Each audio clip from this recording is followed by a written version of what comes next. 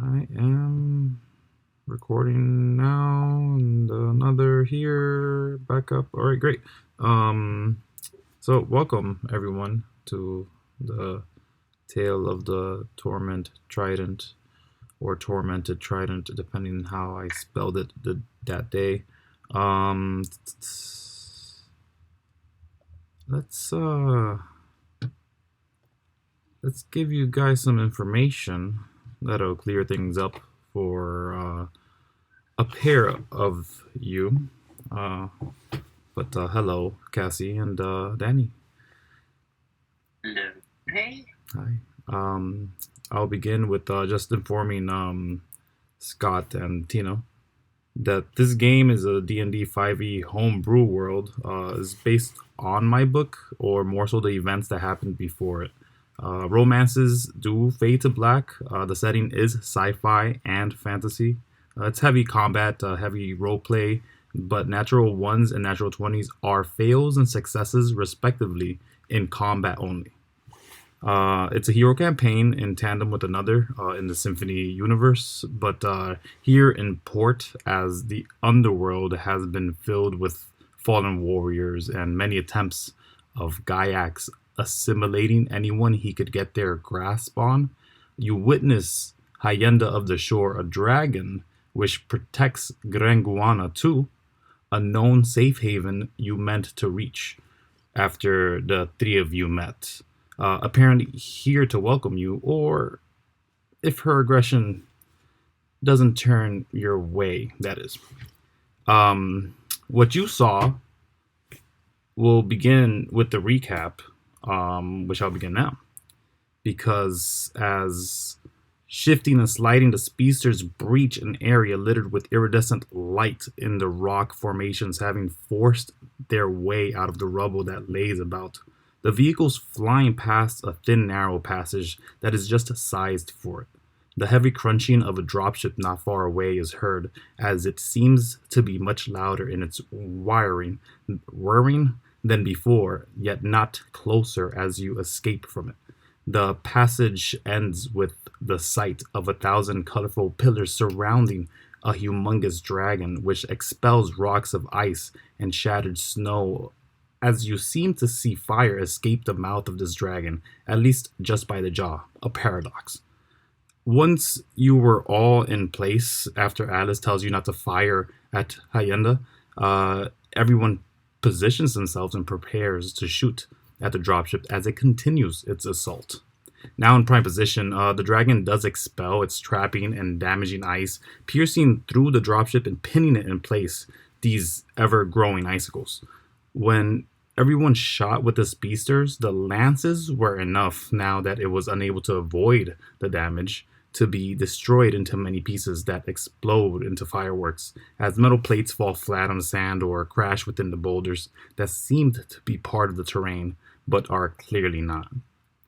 And here we are as you all witness a dragon of gargantuan proportions, becoming but a fly of its original size, yet still as large as the speedsters themselves. This dragon stands on its hind legs to look around to see who comes out of the ships, but placing their body in the way of your view as they float over with ease.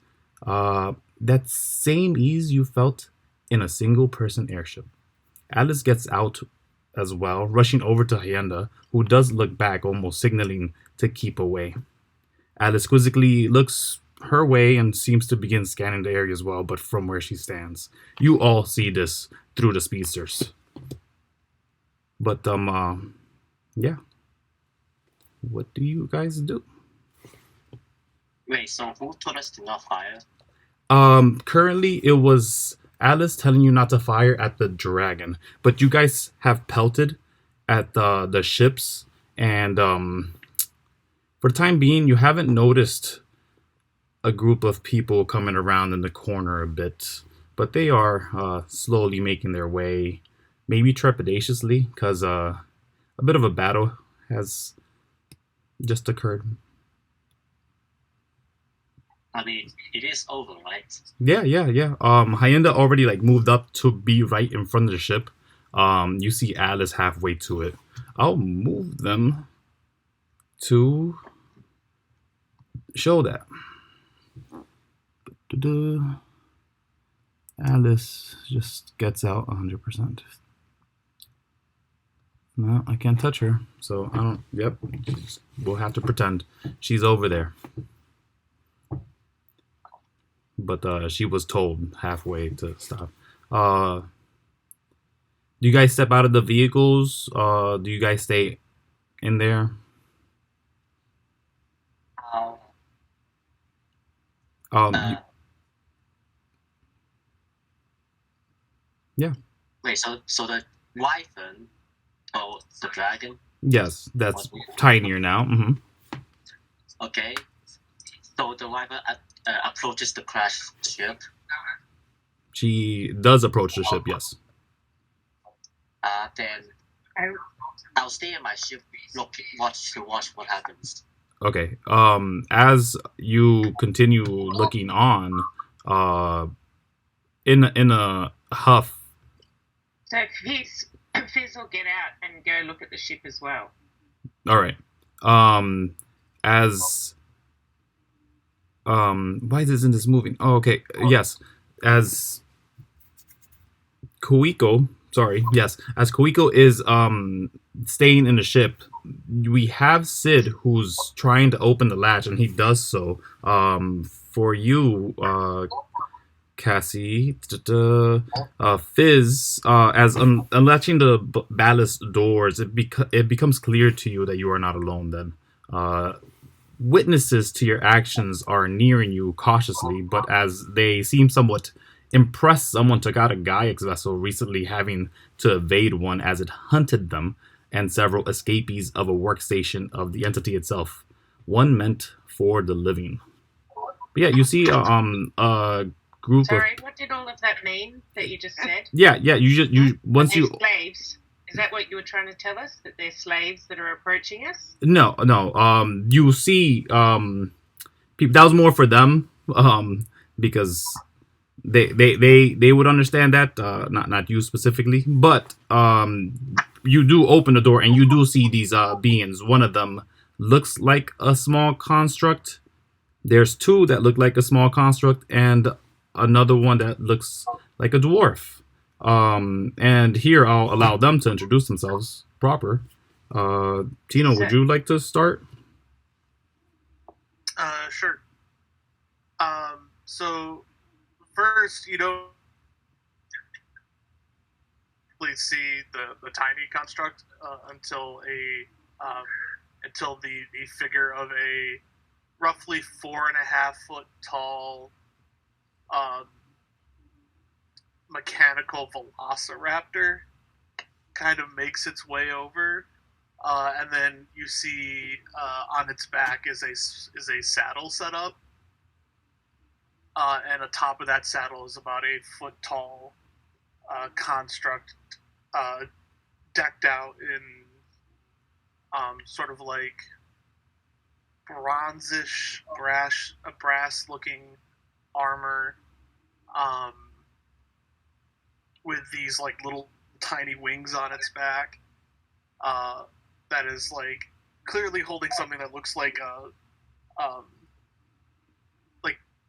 motherboard to something, kind of holding it in their arm as like a shield, and they are riding on top of that. The steed that he is on is definitely mechanical in nature, fully mechanical, but it does seem to have its own, not necessarily sentience, but like awareness. Can I ask, is the steed just the velociraptor? Yes. Yes. And it's 1 foot tall, the construct. So the velociraptor is like 4.5 feet tall. Like, this basically looks like a repurposed animatronic out of Jurassic Park. Okay. And the creature on top of it is a foot tall construct. That is tiny. Okay. Mm-hmm. The raptor's medium, but the construct is tiny. Oh wow. Small. construct on a Velociraptor. And Scott, what does Bromdhur look like? Did I pronounce that correctly? So Bromdhur is a stout little dwarf of what would look like an advanced age. He's got a trimmed white beard. He's dark skinned, sort of ash purpley skin. He is wearing heavy armor, and he has a halberd. It's a dwarven halberd inscribed with several strange runes that seem to have a bit of a glow to them. He's very stern. He's got a very gruff kind of demeanor. Not incredibly chatty, but always looking around. Like never kind of. He's always alert and always sort of looking in every direction, keeping his eyes on a swivel. Yeah, sounds good. And what are your two reactions as you see this ship burn into pieces and fly around for a good couple of seconds?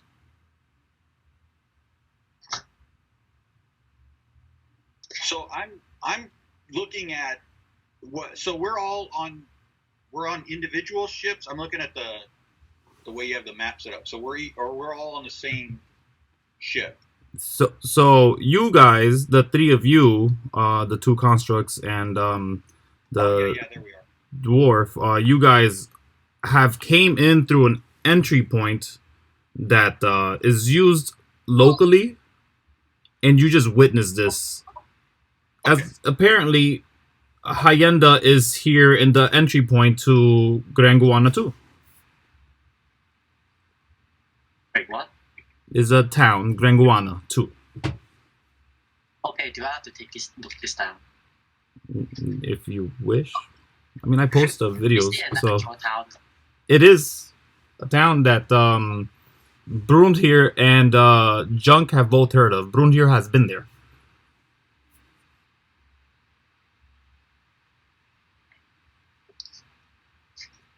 Wait, what are your names? Okay, so I guess I shall say hello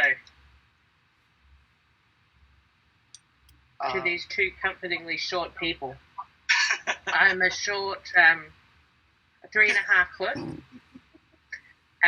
So I'm feeling positively tall right now. And you can see I'm kind of swaggering as I realize that I'm quite tall amongst this group of people. I kind of look like a gnome, except that not only is my hair red, but I'm red all over, and I also have a tail. I'm dressed in kind of leather armor and green and brown clothes. Yeah, I walk up and I say, so, what is this place? Well, Go ahead. no, please, after you. I'm the strong, silent type. Okay, can you tell me your names real quick, please? Your characters' names. Yes. Yes, I am Bromdur Bloodstorm. Okay, I'm just going to. Oh, it's able friend. And Fizz, as you approach the two constructs, you see the small one on the back that kind of stands up a bit. Literally does not change the height of him at all, from sitting to standing. And you see the figure says, "Right, so we're just gonna completely ignore what you just did, and you're gonna ask about where we are, really." Well, to be honest, I think I'm a little lost. Like, Peter, oh. just running away from, this big ship and following these other guys and trying to make our way to the Queen. Wait, do And we then have there was this telepathy to big them? dragon. Wait, do we have telepathy to them? We are talking out loud here, right? You guys. I am. Yeah. Yeah, You you have still have the telepathy. effects of that. Yeah, but do they have that? No. Yeah, so they can't hear Fizz, can they? If she's talking regular, Yeah, I'm talking regular. One's Oh, a no. construct, the other And- one's a dwarf, probably from the... and let me Yeah. ask, what languages does Bromdhur and Junk speak? What are your original languages?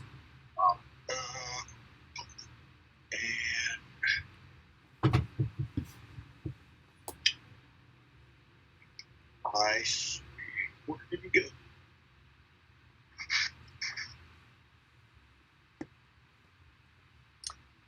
Didn't they come from the above ground anyway? I thought you said they came down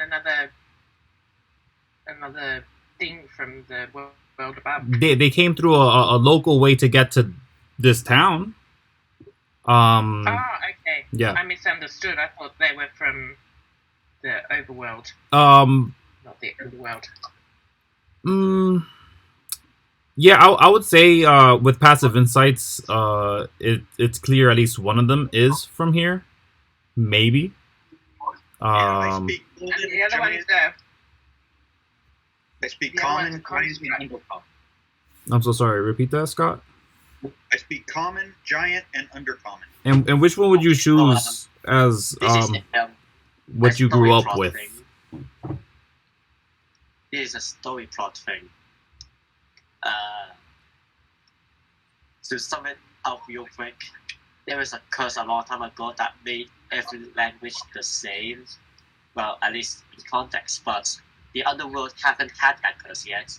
However, if we speak directly to them or show them any text resembling the now universal language, they will all turn universal as well. And Kuiko and Fizz wants to preserve that, so firstly not having telepathy with the underworld, but you don't, so we have to find another way to talk with you without using the universal language. I try Thieves' Cat in that case. Do either of you know Thieves' Cat? Yeah. Bromdhur, you know that everyone's already been affected, at least in Graenguana II, with the curse. Right. So, whatever language you would originally be speaking in, like, the one you grew up with, and the same thing for you, Junk. That's the language that your mouths appear to speak, but through that curse, anyone inflicted with it does their voice comes out in the language that's understandable to another. Okay.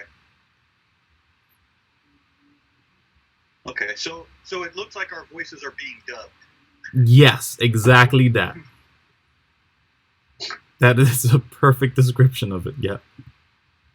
This campaign is like I hate it now. I hate this so bad. Oh my gosh. What have I done? you were the one who set it up. I didn't think of dubbing. Alright. I But thought yes. we should bring the book and point at it. But Fizz did step out and said, "Hey, I believe." Ben Bromdhur did respond, right? Yeah. Yeah. So from there, it's clear. Oh yeah, we might have messed up, but it's not that big of a problem.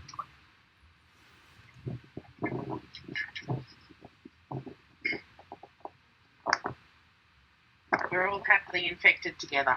Yay! Now, who is looking at the map there? Who is the individual that's kind of between us and the dragon? That's kind of by himself there. That is Bromduhr.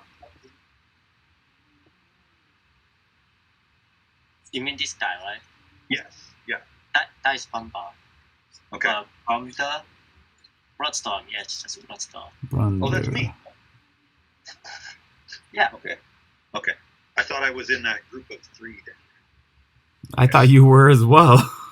This one's me. No, Fizz came I to think talk. that's the construct and the Oh, that's his velociraptor. pterodactyl. All right. Oh, Wait, should I just call your character Junk? It's literally called Junk. Yes. Oh my Okay. god.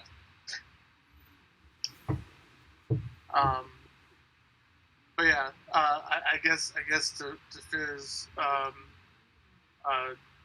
Junk would say, I gotta be honest, I'm not exactly sure where we are. You know, in a planet of travel and all that stuff, you know. But you know, you seem nice. My name's Junk. This beautiful girl's name is Fluffles. What's up? Well, you know, just all in a day's work, stealing a few flyers, destroying a big fucking monster flyer, you know, just hanging around, looking for the Queen.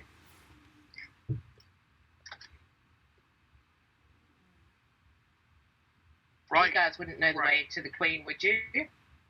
That's such a Or is typical... Alice still going to take us there, DM? Yeah. Bromduhr knows the way. Junk does not. And yeah, you could presume that the Alice does know. If you thought it as you said it, she's like, yeah, I mean, Hyenda's here. She'll tell us. Is what you hear in your head real quick. Cool. Wait, what? So, you guys need a hand exploring that ship by any chance? Sure. Let's do it. There's got to be something good in there. Yeah, exactly. And, you know, you look like you're handy with a bit of electronics, Junk. Yeah, I'm thinking a little bit, yeah, nah. So let's go check out this ship that the dragon is Yeah. cuddling. Sounds Alright. good. She's just in front of it. You can tell that she kind of sifted around from the front of it, where the glass, or presumably where a pilot would be, and as it's torn up there through claw damage, you do notice that she does have a pair of bodies laying on the sand, just off the wreckage. But yeah, it's clear there. Most of these pillars have melted into sand and have become part of the sand. You'd expect snow or ice, but it just becomes more of this colorful sand that flies away. And yeah, it's your ship. Hey, another vehicle. God's sake. All right, let's go shopping. And he starts. Yeah, let's go. No, God, no, Scavenger no, hunting. no more shopping. No. That last shopping session took like 3 sessions to finish, for God's sake. No. Don't mean real This- shopping. We mean scavenging. Yeah, Junk's version of shopping is a little different. Wait, so Kuiko is just going to sit there. Kuiko's gonna stay in. The He's going to stay there. Furball does get out, and he's doing like if he has a furball in his throat. That this sounds weird to say. And Sid is definitely hawking out some stuff. They both have a point of exhaustion. There's no reason to roll because they were being bounced around in this vessel. But as you all go to reach this other larger Giax dropship, let me get investigation checks from everybody involved. Yeah. I'll follow Do we Furball. get it with advantage if we help each other, or just each solo? I want to see everybody's separate.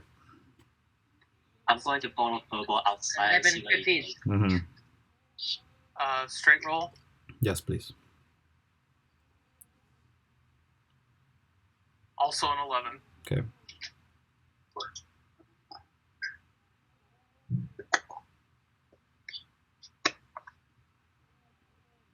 Okay. I'll take a D100 from someone, and anyone will do.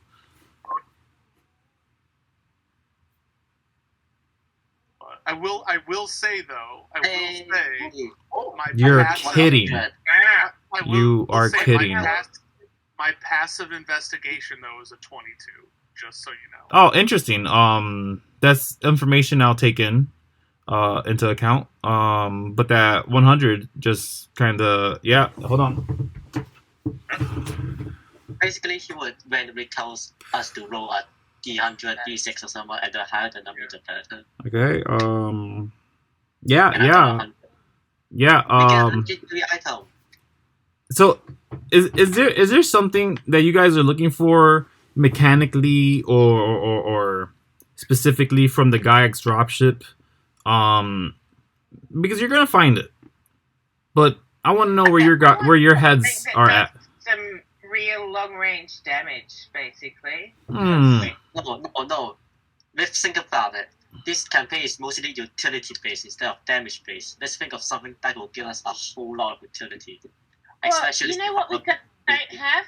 We've got nothing that does area effect. Everything we've got is focused. Okay, that is fair. That is fair. Some kind of area effect thing would be cool. Yeah. Let's think of like a magic book or like a mechanical magical book that can cast a spell or something. Yeah, 100%. I know what we want. We want a deck of cards. A 22 set deck of cards.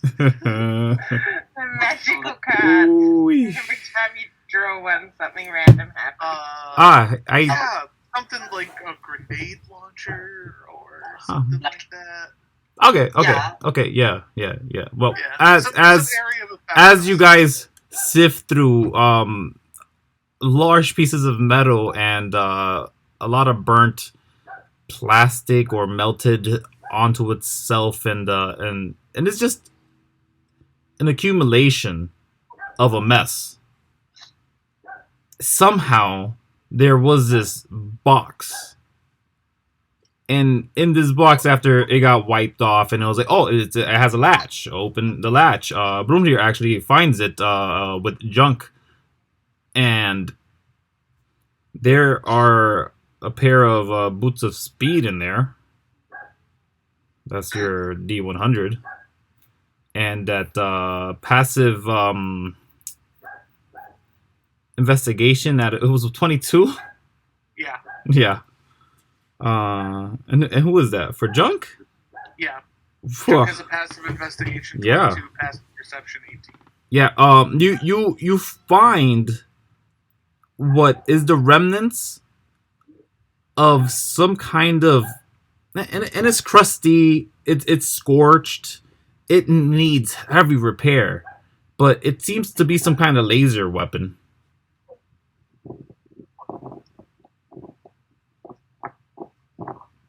It's huge. You wouldn't be able to carry it yourself. You'd need at least 2 people to carry it. You probably throw it in one of the speedsters, though, just easily. I'm not surprised Fizz isn't flipping out that they didn't kill the ship, and yet they are getting the items as well. We have loads of items. They've just started. We're helping Fizz, scout for some cool shit. It's fine. Yes, like maybe like after you join the pod officially, then Fizz would share it. I think that would be actually somewhat more normal. Yeah, I think like on the. I already feel better about these guys because they're willing to go into a dangerous shit with me, whereas Kuiko, every adventure you sit back. And, I died. I to almost watch. every time we do something dangerous, I almost die. This is made quite in character for Fizz. She's made a snap judgment that she likes these 2 characters who are her height. And just as willing to go into danger as her. Yeah, Also, I think discriminate against top people now. I think even added on to that, like you see Junk moves like forward a little bit, like when we were like heading over there, kind of like moves forward a little bit on the Velociraptor since you're only like 1.5 feet taller than him. It's like you can get on if you want, be quicker. Things got some good speed on it. Sure. Fizz would be right into that. She'll jump on the Velociraptor. Yeah, Fluffles has got a 40-foot movement speed, so... Well, then I'm taking the boot speed. All right. Cool. Yeah, go for it. Yeah, Junk sees the laser. How big is it? It You mounted on the Velociraptor? in terms of my weaponry, it would be the large category, which would essentially require a large being to carry without hindrance. Okay, but like How in big are you, size, Peter? is it like 3 feet around? Yeah, I see that. Like what's the diameter? Is it like 2 feet, 3 feet? Yeah, it's about 3 feet cylinder-ish, and then about, I'll say about something about 6 to 8 feet in Okay. different points of the thing, you know? Yeah, it's like, it's Do we reckon we could mount it on one of the flyers? so oh yeah, you could probably put it on one of these things with enough work being done. If you converted it to be a smaller type, you could put it on Fluffles, or someone else could use it. Again, the options are nearly unlimited when you're crafting stuff. So if you guys wanted to take it, Fizz, you see Junk like pull out of like a little compartment on him this small like silvery shimmery like 1 foot long by like half a foot wide sack, and like starts opening up the mouth of it bigger and bigger, and he just starts like scooching. Yeah, he just starts scooching the laser little by little into the bag because it just barely fits the dimensions that he can put something in. And he's just going up the full 8 feet slowly, like Fluffles, could you lift up? Oh shit, your arms are too tiny. Bromdhur, can you give me a I hand see here? you struggling to give you a hand. So I cast enlarge on myself, and I suddenly just like, it looks like I'm holding my breath, and all of a sudden I just like beef up to large size. Looney Tunes style. Yeah. Blowing my thumb, and my whole body just expands. And it's like, oh, do you need a hand with this or something? Yeah, I just need to get it in the bag. It's taking me a real long time just inching this thing in. Oh yeah, no problem. Yeah, that should be no problem now. Yeah, Perfect.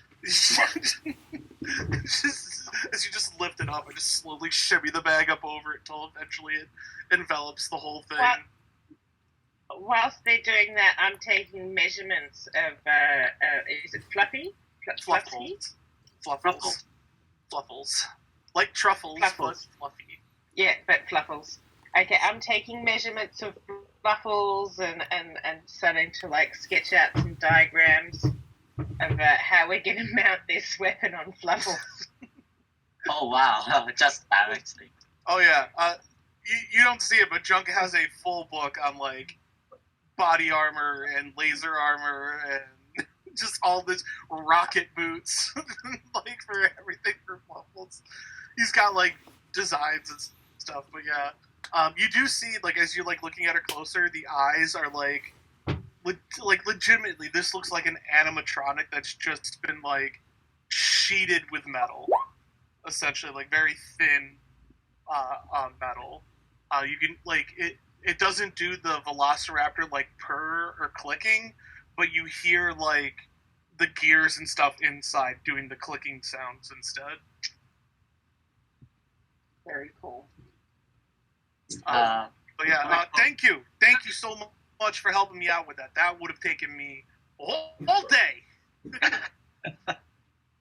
Kuiko is just going to telepathically ask Fizz if they are already there because they are making quite a chaotic sound in there. Oh, yeah, we're all good. We've just found a couple of things that might come in handy. Do we need to investigate again, DM, or is that it? We've finished searching? that's pretty much all you find, unless you guys wanted to collect scrap metal. That'd be it. The metal doesn't look like it's No. horrible material. Anything on the bodies? Yeah. Once you guys go to the bodies, you do see that they are living. It seems that Hyenda is keeping them alive. And approaching. Have they already been searched? Approaching them, you can tell that they're not really wearing much clothing. So one of them looks like they're breathing. The other one, you can kind of see their face, their eyes flutter a bit. But Didn't we see a boss man get on this ship as we were leaving? what? Wasn't there only one person who could operate the ship, and that was the leader of that group of people? No, it's two of them No, that stepped in. Yeah, they were on the sand now after the dragon forced them out. Or maybe they escaped. No, it was two of them for sure. That went into the Giax dropship. And they're just there on the ground in front of Hyenda, and she seems to just be looking at them. And she turns to you guys. I thought the reason we couldn't steal that ship was that it was keyed to only like the leader of the bad guys. You guys didn't attempt to steal it at the end. No, we asked Alice, and she was all like, oh yeah, but that one you have to be. We can't. Yeah, steal that she one. didn't have the It's a schematics. person. She didn't have any information on that one, because when the queen Okay. asked her to steal the ships, she was like, "Okay, I'll steal the ships that you asked for." She didn't know about this one until then. So these guys aren't anybody special. They're just two pilot flunkies. Yeah, from what you can tell. Yeah. Yeah, you said they're not wearing much. Does it look like that's they're wearing what they would normally be wearing, or does it look like they've somehow been stripped of whatever outer wear they had? Well, let me look at them because I'm not sure who exactly entered. I just know that they were Giax connected. Let's get you that information. Who stepped in there? Not even sure that's really relevant, but Okay, he stepped in there. I remember him. And then this guy wasn't there. I'm not sure who the second one is. It wasn't her. See, one of them is nearly fully metallic, and their eyes are so their body from their neck down is fully metallic. Their face, other than their eyes, are just like a regular person. They're light skinned, a little skinny, but they're just bald,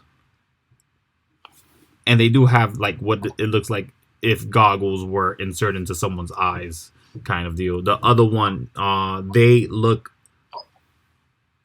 like just their arms and legs are part of it, but then it's part of their torso. But you see them breathing themselves. I'm gonna grab their tokens just so you guys have the visuals as well. But yeah, they don't seem to have much on them. You guys can still make the investigation checks. What would you be searching for though? Well, whatever they had on them. Okay.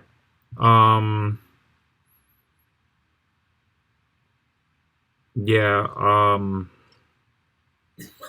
Yeah. I'm gonna say they don't have much on them, but let me get an Arcana check.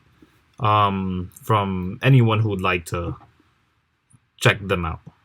that is definitely not my strong suit. 14. Is that enough? Yeah. No. Yeah. Better than 14. 18. The 14's enough because you've already interacted with this thing. It's more so the thing. There he is. It's more so the thing that they aren't carrying. Technically, aren't carrying of valuables, but their body themselves have become valuable in the form of there seems to be a ruby about 10 gold worth implanted into these beans. And you see the glow. It's like a heartbeat. It just glows off and on, from bright to dim. I ask Alice about it. Alice would say, she would say, the gems, I've seen them before, but I don't know what they really do. But if you're poking at that gem, Junk, you've seen this splayed about all over. This is technically a trap that Giax sets out. He prefers it to for people to find these gems and try to sell them or give them to other people as a way to pay off their debts or what have you. But these gems, they draw Giax to them. And eventually when Giax arrives, he'll not only take the person holding them, but he'll take back the gem and generally let the person who had it have it in all the worst ways you could think.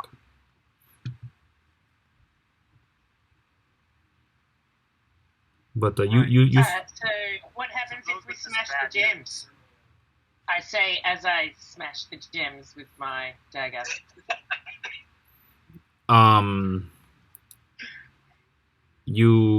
Make an attack. Fluffles and Junk I back just up a few hit feet. him in the back of the neck. Actually, you're knocked off balance as Hyenda roars at you, and then she says, "They're still living. They could be returned if we stop him." Stop what? Stop what? Stop. Oh wait, you're not there. Do you step I'm out? over at Alex. I'm hovering over at Alice with purple. Does Kuiko step out of the vehicle at all? Yeah, she's following me with purple. Oh, okay. All right, great. So once you ask, what would you ask? I'm sorry. Oh no, I'm just asking what you said. You said that you are still living. It can be returned if we. Yeah. Hyenda, she does elaborate. She says they can be returned to their original form, given some powerful magic from the queen. Okay. Well, do we have a short rest or a long rest here? It's been a long time since we've had a long rest. Yes, ever since we went to the Oh, underworld. shifts and yeah, we haven't rested since we were in the tube down. I don't think. If you guys want time, It's short rest. go into Graenguana. She does turn her head and she looks at everybody now. What? The Graenguana is what she says. But she does look at everybody and she sees that there are a good amount of people. She looks to Alice and then she's looking to the unfamiliar faces, including Fizz and Kuiko, Bromdhur, Junk. Who's looking at us? I thought this was Alice talking. This is Hyenda. This is a dragon. And who's Hyenda? Hyenda's the dragon. Yes, Hyenda. Hyenda. Hyenda.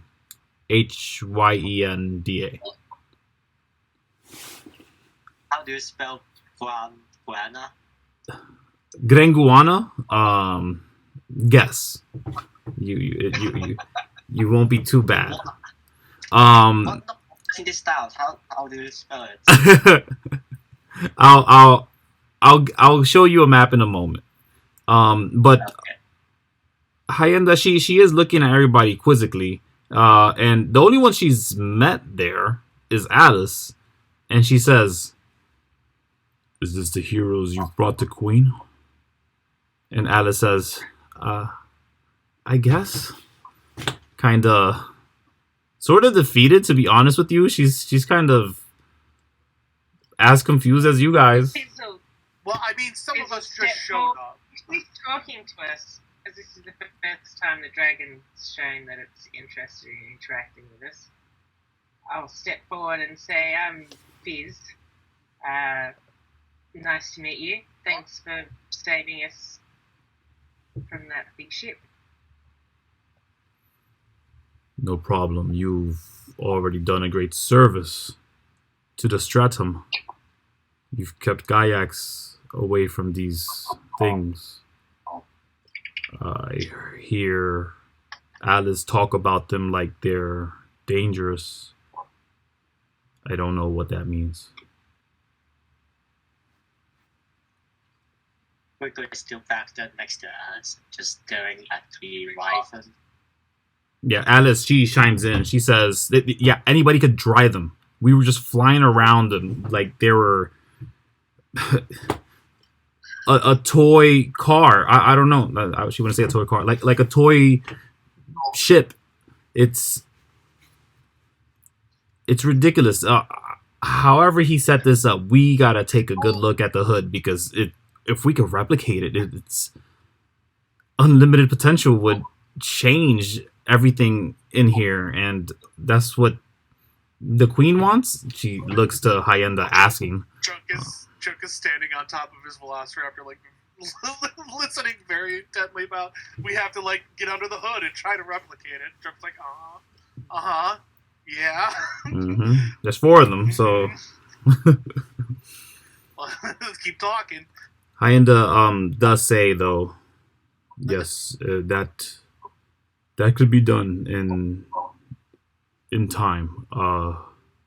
We should reach Graenguana before any drones of his arrive.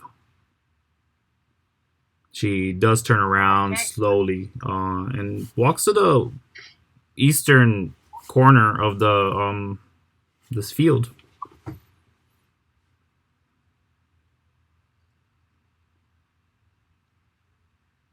Yeah. Well, I guess we'll jump in our ships and follow.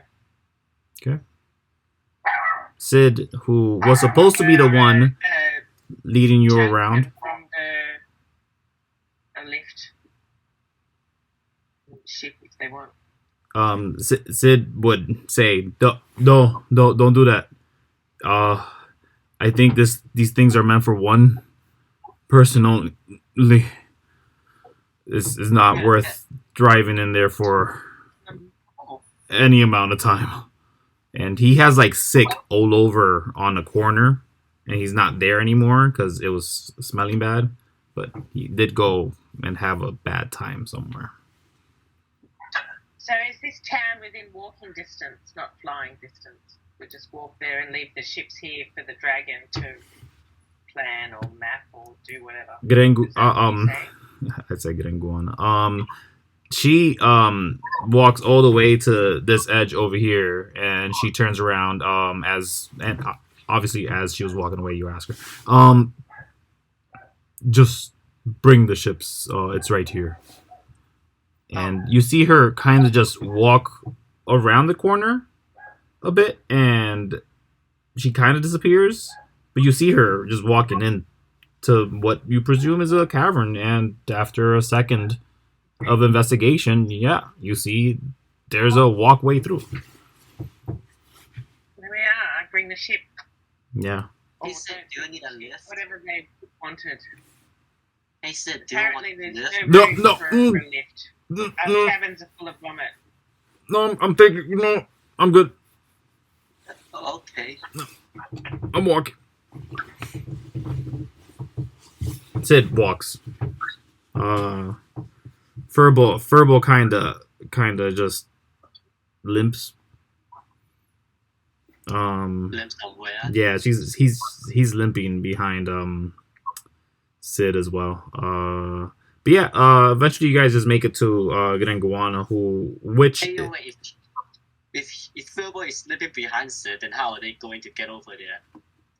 there's just a walk away. It's right there. Okay. As the ships are kind of leading the way, and everybody else who doesn't jump on the ship, they definitely 100% do curve around into what is Graenguana proper. Where is it? Is it this guy? I don't know. Why don't I set up my things proper when I have a chance all day? It is this one, yeah. Okay. Do you guys talk about anything during this cavernous walk? Is that a word? Sure. Well, you said that there was no room in the ships for other people, so I'm flying on my Oh, own. okay. Yes. You have a telepathic. And I'm curious though, now that I think about it, is the ship actually like a motorbike or is it like a toy car or something? It's like half a car almost. Kinda. Not even that little. Like a very lightweight race car. Yeah, like a F1 if like it was completely covered. Ah, okay. What just happened here? No, I want here, please. Thank you, Now, Lord. I just want to clarify, DM. Yeah. Constructs typically do not need to breathe, right? No. Typically. Like they're not yeah. They will rust, Technically sounds it. living things. Um. Like they're sentient, but they're not. They don't require the same things that most people do. Generally, not so much in this place because there's but for the lightning one, yeah, you're correct. He does not have to breathe because you have a different source of power. Okay. But just saying constructs don't have to breathe is not 100% true in my world. Right. Yeah. That's why I was asking. Nothing is 100%. Yeah, that's also why you could be affected by poison. It just corrodes you, kind of deal. Is not like, but there would be effects that could not affect you, which is interestingly fun. Okay, so yeah, you guys arrived to Graenguana after and as you walk this being, they kind of stop you before reaching this avenue, and you see that there's like a nice spot to, I guess, park the vehicles, or like where you leave your animals or your beasts of burden, essentially. But there's no attendants there, so you'd have to kind of just hope and pray for it. But these beasts of burden won't bother or cry or ask for food, so that's nice. And once they arrive there, Hyenda herself, she immediately falls into a much smaller being, and she's now looks like a dragonborn, one that looks very similar to another dragonborn that both Kuiko and Fizz have seen in the butcher's shop. If not a lot younger and more virile. Wait, no, that's I believe it was a Perry Munch. I don't think you ever clarified that. Only the name. Yeah, but he does look. He does have these like colorful crystalline rocks flying out of him, and she looks exactly like that dragonborn in all aesthetic. Not his face or anything like that, because he was an old being. But yeah, that's what she looks like, and she's walking on. She doesn't say much to you guys unless you ask, and I'm sure you guys step out of your vehicles. She's At this so point, kind to ask if she's related to whatever the name was. Perry. If you ask her that, she'll say, I might be, if you believe we look the same. I'm not sure what gives you that inclination. Racist. Oh, it's just a thing you ask, like whenever I meet someone, they say, "Oh, I know such and such from, your hometown. Have you met them?" My it's just, mother. something that people do. My mother does get around. You wouldn't be too wrong. Interesting. in port. You might want to look him up. As they talk, and I walk inside the cabin and look at him. She hisses to when you say port. And she says, "You mean Ayala, the city of Ayala, stolen, renamed, reforged. You won't see me there." As Ayala. Ayala, I guess the dragon's got a long memory. Aiella.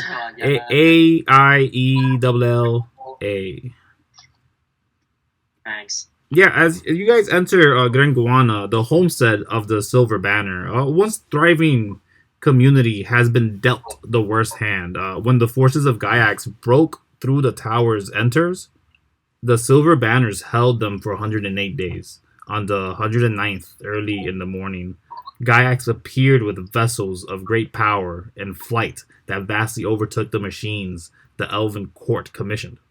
Near 100,000 were wiped out from existence, and those who remained or near death were given a choice to join them or become the rest, dust. Many who have lost, Gaia, right? yeah, many who have lost their home simply having lucked out of being away when the assault happened, have taken to live within the mountains, residing in dark and cold caverns where others have called their domicile. But despite the sardonic look at it, many have grown to call it home. Stout and rough-skinned beings smothered in hair, sometimes eyes being a choice or simply hidden, all well along with the tall, pointy-eared ones, many shades all the same as they collaborate. A free market of people surviving, not dependent on gains, but growth and continuance. The finite resources being all they have left, doing what they can, when they can. Inside this massively widened home of the dragon horde, long been picked clean. You can only assume guards with tattered silver knight's armor, some rusted all to hell, others kept pristine, even reshaped and reforged into many other things to fuel the defenses required. But yeah, this is the town, and as Hyenda does give you this bit of information, this history of this place, of how it came to be, you guys see that prominently you witness tables of luck. There's an archer's target painted with reds and whites and 36 prizes of different sizes tied in a row, each a beast. You see a dunk bucket and a large sack needed to be thrown to knock down the jesting elf with an ice cream cone he licks on, dry as bone himself. Further down is a ice cream. yeah, he's eating ice cream. Further down is a 3-card Monty, and some seem to take advantage and pick the pockets of onlookers. The yell of the director of a fighting ring calls out for challenges of all sizes. 1v1, 2v2, 3v3, free for all for the biggest winnings. Simply outlast the reigning champ and be the last to stand. 1,000 gold and loot worthy of a champion of Hyenda's pit. This is a fair, a home, a community. This is the underworld Mixu has asked you to fight for. Where do you guys go? As I reveal this map. The heck is this? Well, if I could figure this out. I mean, he just said what it was. Let's see. Oh wait, that's the Over competition here. thing. What's this? Let's do that there. How about Where's the that? fighting pit? How about that? How about that? One more. There's something hidden there, maybe. I don't know. And It's you guys choice are here. of these. So yeah. Oh no, another shopping session. Yep. No, For this open eye. yeah, if you guys want, you can follow Hyenda, or you guys can gamble. There's an archery pit, an archery stand there. There's a fighting pit. One fighting pit before I'd be heading out to. Yeah? Jeez, I wonder who can do the archery range. I mean, who wants to go first? Or are we all taking turns and each single activity?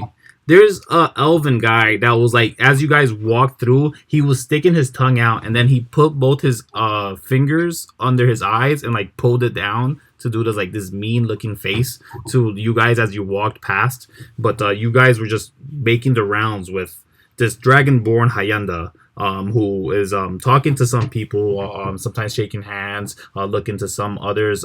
She usually grabs stuff from some people and brings it around and gives it to another. But as she does walk around with you guys, she loops you around back to around I think A, and she says, once you do have a bit of chance to rest, meet me down by the, and she just points to where I think B is. I'm not looking at it because I am a bad DM. Yes, to where the archery pits are. Just ask anybody around there. They'll help you out.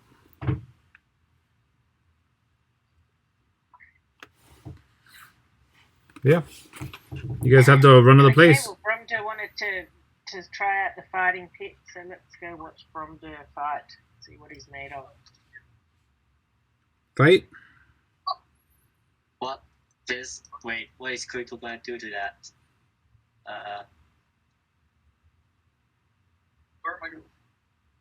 We can't all do it at once, so let's let our guests go first. Well, I don't know. There's a free for all option. Free for all for the biggest prize. And there's a 3v3 as well.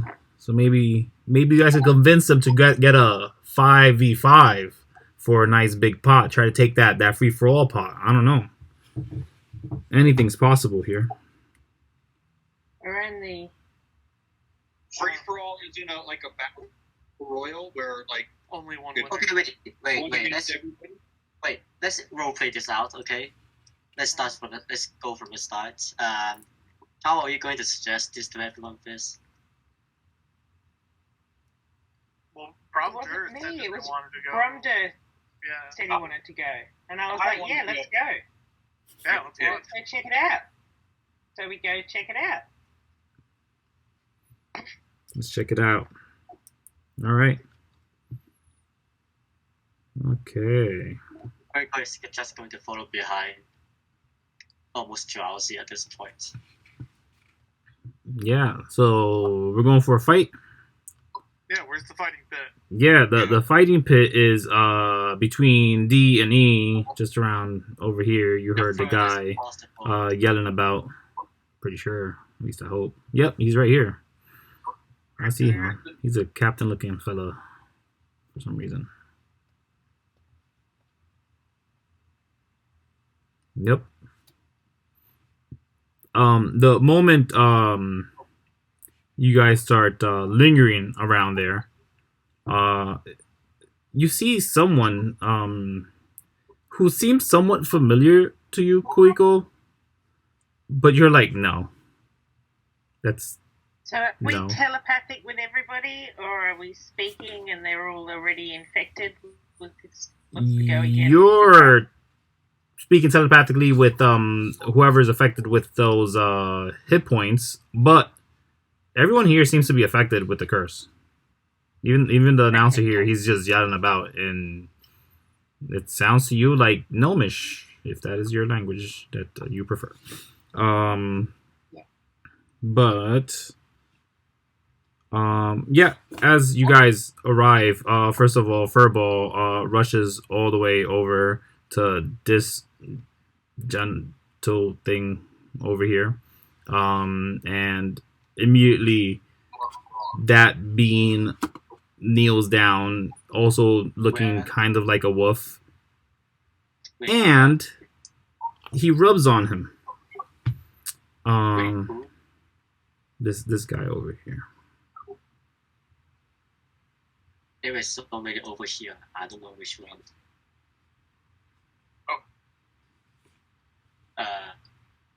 This guy? Yeah. I can't hear anyone. Oh, I, I hear everyone, I can but hear everyone.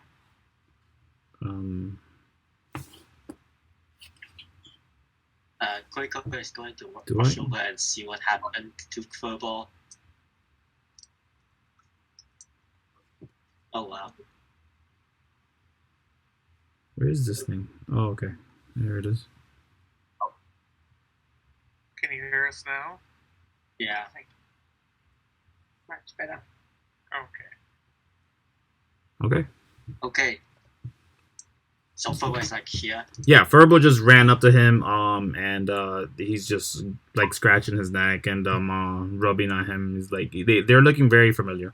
But Kuiko rushes over and see what happens. yeah, as Just- you rush over, and for you to rush over, you have to actually go around, take the stairs, and go past the weird looking mushrooms, and then reach them because that's the way Furball did it. But once you get close enough, this wolf being is alerted and looks up, and they smile, and they say, "Hey, it's you.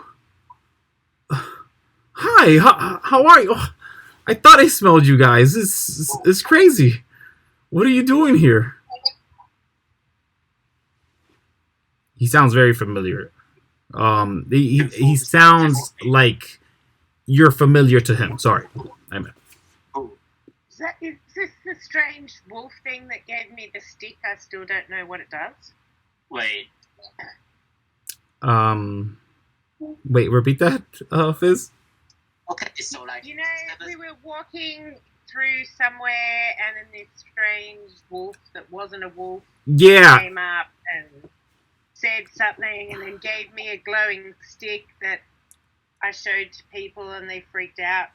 yeah. No, I it have no idea what it does. it doesn't look like this, like that wolf, because this one is bipedal and they're pretty large. They're carrying around, you think it's a mechanical weapon of some sort. No, yeah, you've seen guns. It's a gun. And it has some body armor, and it seems to have weaponry all around it, and is wearing pants. And you definitely don't remember that being wearing pants. That wolf that arrived with the branches on his back. He was a quadruped for sure, and he talked in a more serene way. This guy sounds giddy and sounds like he knows Kuiko and Furball, because he's like scratching Furball. He gets up and he almost wants to hug Kuiko, but is awkward about it because he's like, "Oh, I haven't seen you in a while, but I am familiar to you," and it's just that awkward hug, handshake. What do I do here? Kind of situation.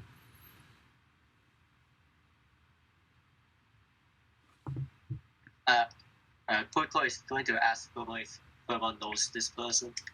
Furball looks, nods, and starts licking at his face. He's like, "Stop, Furball. That's funny. You gave him name. We took name too. And he looks over to the right. Digger, come, Digger. And another wolf-like being starts walking over in confusion. Like, what's going on? And he too looks to you with a sense of familiarity in his eyes, although his eyes are kind of glowing and weird. But yeah, you could tell they're kind of maybe cyborgs, dog people. Oh, damn, that's cool. Yeah, that's the best way I could put it without sounding off. But he says, "Extra, what? Oh, look here." And he starts scratching at Furball, but he looks to you as well, and he's giving you that eye, the same thing apparently Extra is.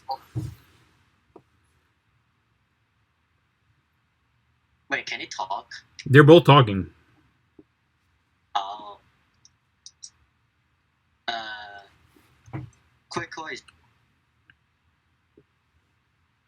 Kuiko is going to softly ask, have we met before? We grew up together. Do you not remember our smell? Come on, you were with us forever up there. Before we came down here, that is with this guy. Say that last line again. I'm sorry, repeat that? Say that last line again, please. He says, with this guy here, and he points to Furball.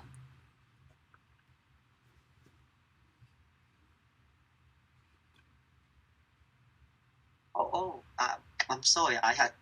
I lost my memories a few. What was it? A week or two now at this rate? At this point, like a week. They It's roughly a week.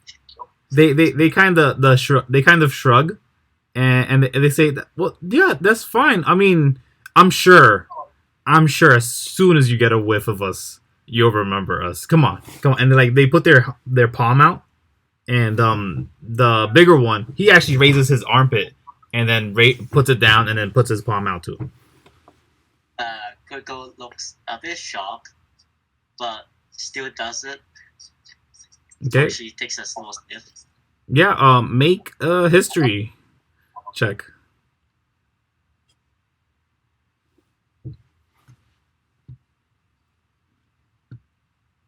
And while this is happening, Bromduhr, you're gonna interact with this gentleman that's offering these fights. Do you ask him anything, or are you just gonna check out what's happening back here?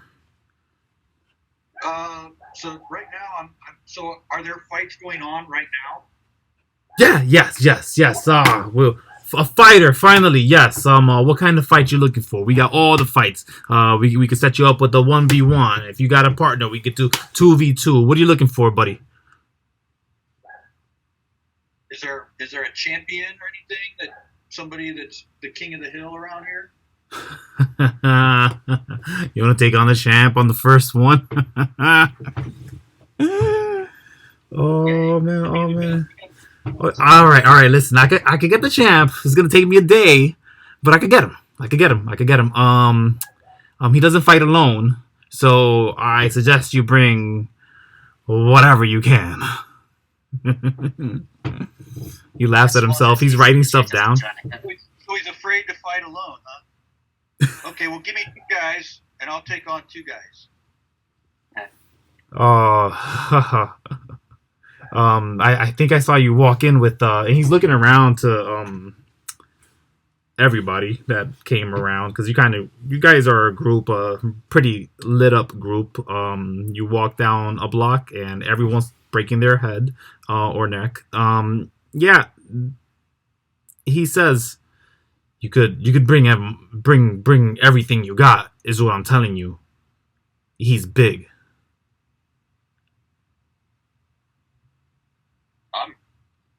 Are you saying I'm not big? No, but are you? Tell you what. As he's looking down to you with a puzzled look, because he's slightly taller than you, unless you still have enlarged. Wish you would. No. Wish you would. How long does it last? 10 minutes. 10 minutes. Yeah. Okay, no, it would have gone away. Yeah. It's about a 10-minute walk. I should have said I only had it up to do the bag thing. I would have broken the. Sounds good. Like, Yeah. Because it wasn't necessary after. Okay. I just realized Kuiko didn't introduce herself to Junk nor Bromduhr. In the 10 minutes of the walk, yeah, you guys kind of interacted, I'm sure. Yeah, okay. Hello. How's it going?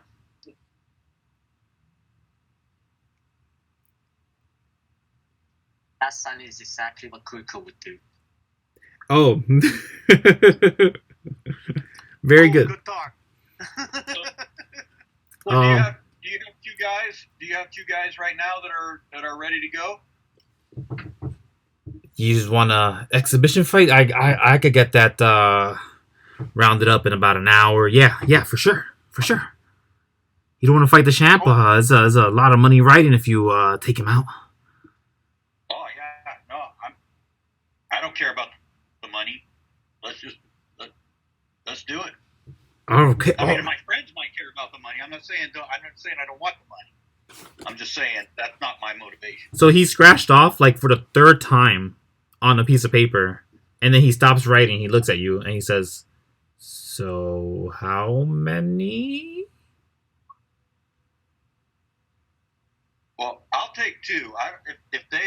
If these guys want to join in and add some more people on their end, but put me down against 2. 1 versus 2. Okay, I like these odds. Yes, let's do this. I'll take care of this. You want 2 versus 1? Who's gonna agree to this? Well, we'll get Jimbo. No, Jimbo, he's retired. Yeah, I'll figure it out. Come back here and give me 2 hours. And he runs without another word. Are you fighting the champion, or are you fighting 2 randos? Well, I can't fight the champ until tomorrow, so. Oh, okay. He does not know that you still want to fight the champ, and he already ran. No, I just want to fight right now, so. Oh, okay. Then you'd have to remind him, because he is... Yep. That guy is a mess. But yes, Kuiko. How do you... Take another sniff. You sniff? Oh, yes. And that was a history of 5, right? Okay. Yeah. Wow, even with advantage, that's bad. No, it's, they don't smell like anything you've smelled before. Like, I guess Furball smells like this sometimes. And the most you could kind of relate it is the smell of that other wolf being you guys met before. That'd be the closest thing next to it. Even more so than what Furball smells like. But yeah, they're unfamiliar to you in all sense of smell. I somewhat remember the wolf from before. The what?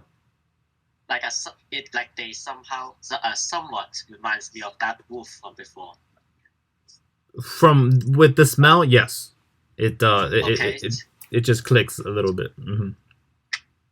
Can I take out the branch? Yes.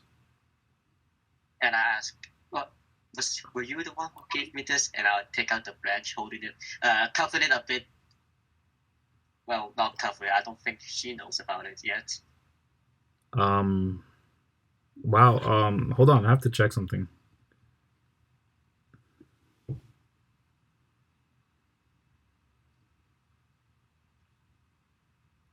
Okay, so yeah, they drop. Who's back here? Oh, that's Bromdhur. Okay. I'm sorry. What's the first wolf being we saw? What is his name? Exta, apparently. Exta. And the other one was called Digger.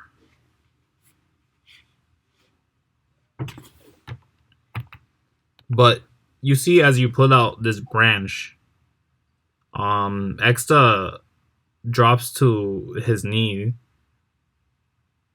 and looks down, and almost instantly, so does Digger. It was kind of noisy, and as that happens, everyone in the kind of vicinity looks at you holding this branch. And everyone kind of drops as well, even the people inside. And then once that happens, everyone else starts getting curious, looks again the moment the branch is noticed on their knees. And the only one that's not on their knees happens to be just this one being over here who is walking towards you currently. Yeah. I'm suddenly terrified. What did I do? By the way, Exta is EXTIGA, right?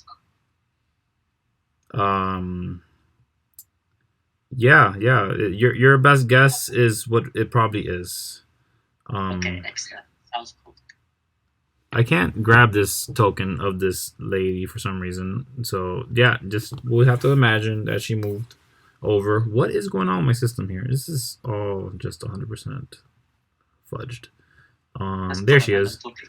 Okay, she does walk up to you, and she is the exact likeness of Miksu, from the overworld that you've seen, and she has furrowed eyes, and she's looking at the branch as well, and she's kind of holding her hand out, expecting you to hand it to her without her even saying a word. Bromdhur, this is an unarmed strike. Did you attack someone? No. I was just adding it. It wasn't on my sheet, so I had to add it, and it just when I clicked it, it just threw it in. Just checking. Yep. Yeah. That. But yeah. Wait, is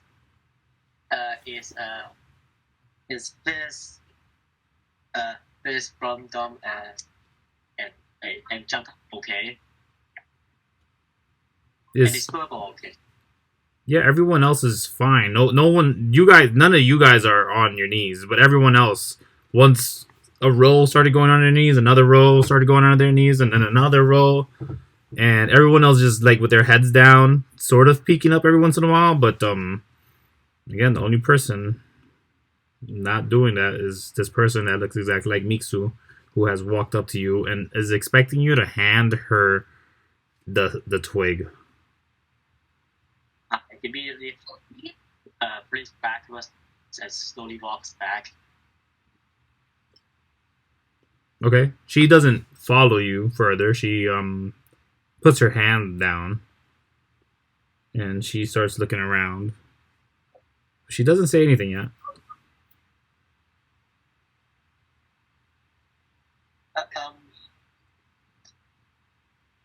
Hi. Who are you? I'm Kuiko. Oh wait, am I saying this normally? Oh crap! Wait, I'm stupid. What do you mean? I'm talking normally right now, right? Yeah, like what's Kuiko's original language? Wait. Okay. Like what language would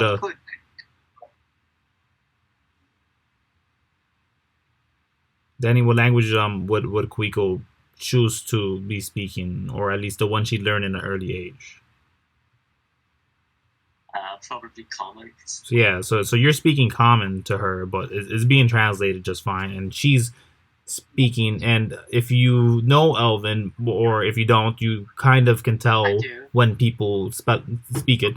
So great, you know automatically the words that she's mouthing when she's speaking to you because she's speaking Elven. But yeah, she asked you that, and did you answer? Did you say Kuiko? Yes, I'm just saying I'm Kuiko, and she was. You asked that, and you are right. Sorry, I didn't hear. Yeah. Okay.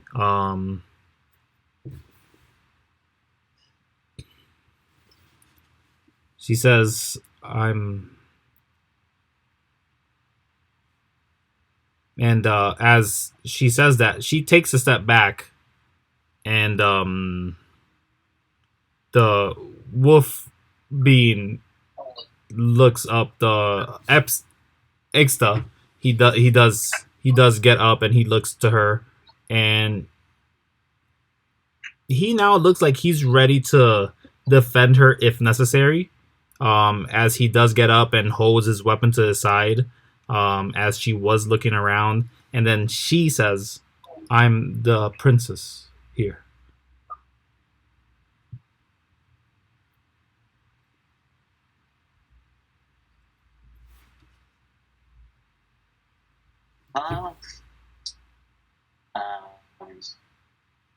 The princess? Yes. I figured you'd like me to activate your boon. You came from the overworld, no? A true hero with the pillar. That's why everyone is on their knees. We've been waiting.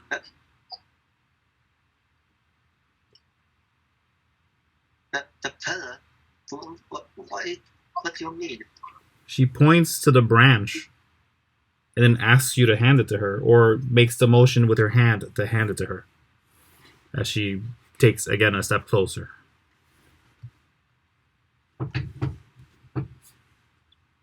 Sorry for slow reply. I'm typing all of this now. Okay. They're recorded, Danny. Just take down quick notes, the names and stuff. Yeah. It's fine. What do you want to do with this? Kuiko points to the branch, holding it close to her chest. She pulls her hand away, seeing that you're protective of it, and she says, "I only wish to help. That's why I've come to Graenguana. I heard we were gonna receive some assistance to do our final push against Giax.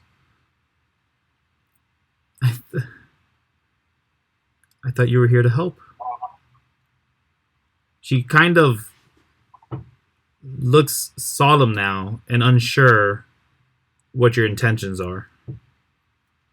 Is this a private conversation? This is everybody's hearing this. Everybody sees this. Everybody. Everyone's hearing this. Talking? Oh, I thought it was just the two of you. It is. And Everybody what is branch here. Is it? Yep. Nope. Everybody's What's the branch that he has? the same one that you've been handed exactly, but a different one, kind of. The one that So you've when been did won Kuiko against. get a branch? Kuiko got it with you. Three. Amber, me, and Sorry? Fizz got one. I Amber, me, can't and you hear. got It's very hard if everyone's talking. Yes. But just Yes. DM answer. Test. Kuiko, Fizz, and Yeah, I Amber. can hear you. It's just when everyone's talking at the same time, I can't hear. So if the DM could answer, that would be. Yeah. No. Both of you do have a branch. Amber as well. Okay. We've got a branch. Yeah. And this lady who apparently. It counts. Well, if Kuiko's not willing to hand over his branch, I'll produce my branch and say, will this help? She. Actually, I was going to ask that as well. Exactly, just would this help if and then I pull up and I push the bench forward a bit? Yeah. She's surprised. And stunned by the fact that there's a second branch in front of her, and you hear gasps around, and you see smiles on people's faces, and you see this quote unquote princess. She kind of in weakness falls to her knees, and then she says, "Yes, it would help. It would help greatly."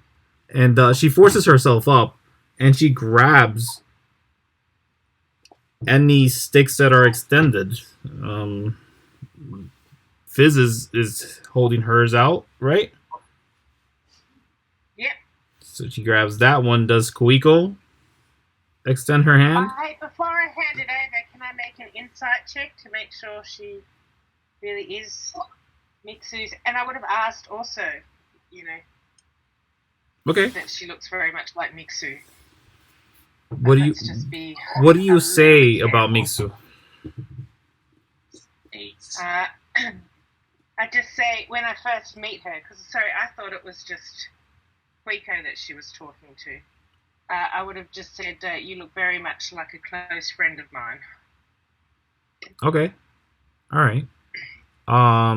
So yeah, after that, I'd give you advantage then, and then, so that 21, you can pretty much guarantee that they're not gonna screw you over. At least not here in a box that they're in.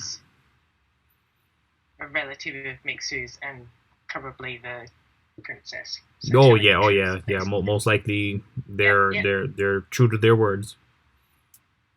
I hand over the branch. She grabs it. Does Kuiko hand it over as well? Okay, out of character. Yeah. I am maybe tempted to just keep the branch to see what happens. You may. But Kuiko would most probably hand it. Screw it, I'll do my own insight checks to see. Go for it.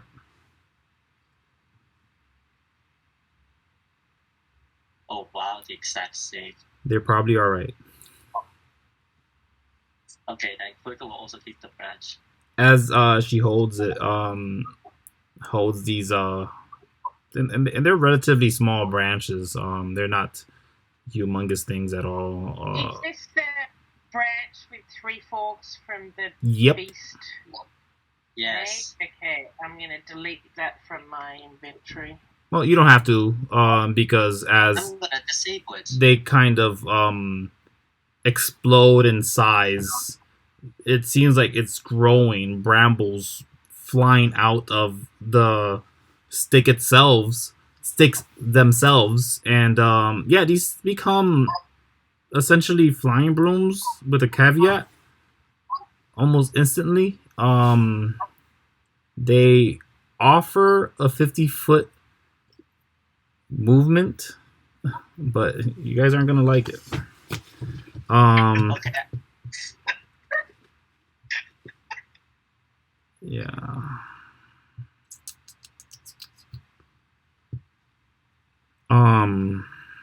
Also, you've met royalty. You guys are now level 5. Not now, please. Just not at this moment. There's so many questions. Well, What? Just you guys. say that we met royalty and we can let you know. It's the same thing as meeting the queen. You met just another one of them, but it's the same exact thing. So you guys are now level 5, Kuiko and Fizz. I don't do level 4. Sorry. So I changed the branch into a flying broom. It's not just a flying broom. I'm gonna send you the information about it because, like I said, you guys aren't gonna Hey, time to take it in my notes. enjoy everything it offers. Well, it is nice. It is more of a stupid thing. It's fine. All the stupid things eventually becomes an important plot twist in the end, There's according to D&D. There's a reason for it. I just gotta find it now. Oh, I'm looking at the wrong thing. What? Oh. Wait, we're level 4 now. Yay. No, 5. Wait, what? I'm Yeah. level 3. Yes, you we're skip level 4. Skip 3. 4. Skip 4. I always skip Wait. 4. 4 sucks. Why? 4 sucks. That's why. I got average twice. Very nice. What is it? Where do I want to message you? Where do you go? Discord. Okay, there we go. Where am I?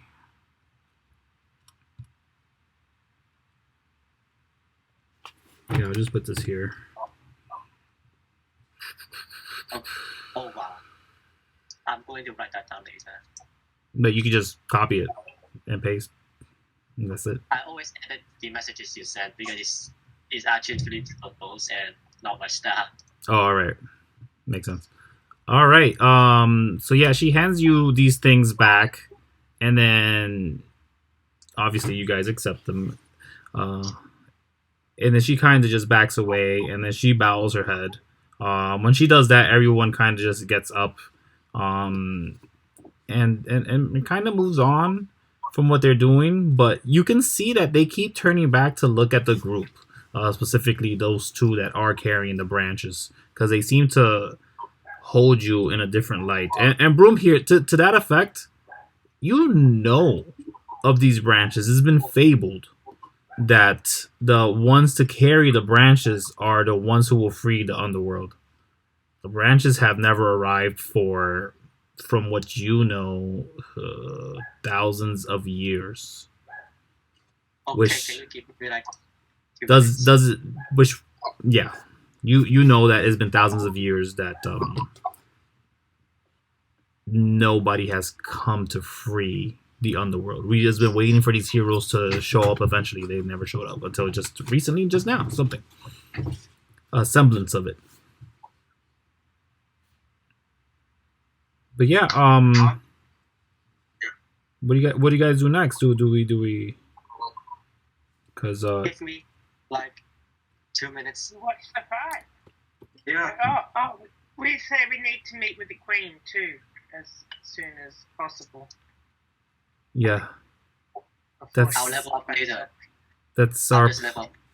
you'll level up later. That's our plan. We have to breach Graenguana. Once we breach Graenguana, then we could just travel to the Queen. We could return to Mother. Wait, The did I guess? the Crane Devils. They've taken Graenguana, the original place where these people are from. It's Virgo shivers the moment she says the Crane Devils. you met them. Jim, I have a quick question Yeah. about this broom. Yes. You say you use an action to fly the branch 50 feet. Yeah. So if you're moving, you've lost your action? No. Or is it just to start using it is an action and then the movement is just part of your movement? So your action is it moving for 50 feet. You still have your bonus action and your movement just fine. So it's an action to But use it. you can't use your movement because you're sitting on a branch. Yeah, So you have to hop off it and then run for your 30 if you were gonna do that, yeah. You would use the branch. If- for if- 50, wouldn't you? If you wanted It's to an do that, item. you could. Yeah, But but then you have movement left over, but no action, is what I'm saying. Like, because it uses an action instead of your movement, it becomes useless in battle or in any kind of tense situation. What Not do you mean? necessarily. Like you do a bonus action for something, and then use your action for the broom, and then fly 50 feet. Like if your normal Well, movement is 25 or 30, you're doubling your movement almost. Yeah, but Wait, you can't, like, fly it and then shoot something and then fly No. away. Not Yeah, on the it turn is that not you- a proper flying Because broom. you can't make any kind of fight action whilst you're on the broom because the broom is taking your action to sit on. Oh, Is that I correct? thought it was an action to activate it. Those action to No, move it. Action You to sit on it, You which cannot means be that thrown down on the broom. I will just never get off the broom and then even if I go unconscious, I can't be thrown. That would but be if you never get off the broom, you can never make an attack action. And unless you have a Do we? great bonus action, just sit on the but broom. to still. be on the broom takes an action. That's what I'm saying. It's a little unfair. Fly. It's- that I, it takes it's your moving. action to be on the broom. Okay, so it said. No, That's what I'm asking. Is it an action to activate it, or is it an action each turn? So it's an That's the action question, DM. to concentrate to move it 50 feet or whatever amount of movement you're going to use it for. You don't have to Imagine it as a spell. continue concentrating to stay, but if you wanted the pillar to move, you'd need to use your action to activate the feature. You have to think about it.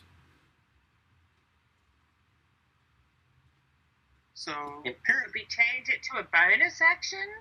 Like, thinking of something as a bonus action, maybe, rather than our action? I mean, when you're a high-level character, you've got a few more bonus actions, but at this level, we have... I mean, I can pick someone's pocket as a bonus action, or dodge. And then fly away for about 80 feet. Yeah. look at the first Yeah. thing you go to is I could steal from someone as a bonus action. I mean, that's about... Like, I can't... If we're in You know, Yes. if we're running away from someone, I can't run away and shoot, which I could 100%, do if I was... Debatable. If I was Yeah, just- they're good. Okay. Anyway, let's let it go. It doesn't matter. Okay, Let's continue. move on. Sorry, DM. Is that right? What do we do next, though? Are we asking her more questions? Because apparently the prince is in front of you. Thank you. But what is this? She looks at the blue. It's technically the easiest way to get to the castle hold, but with Graenguana in lock, you'll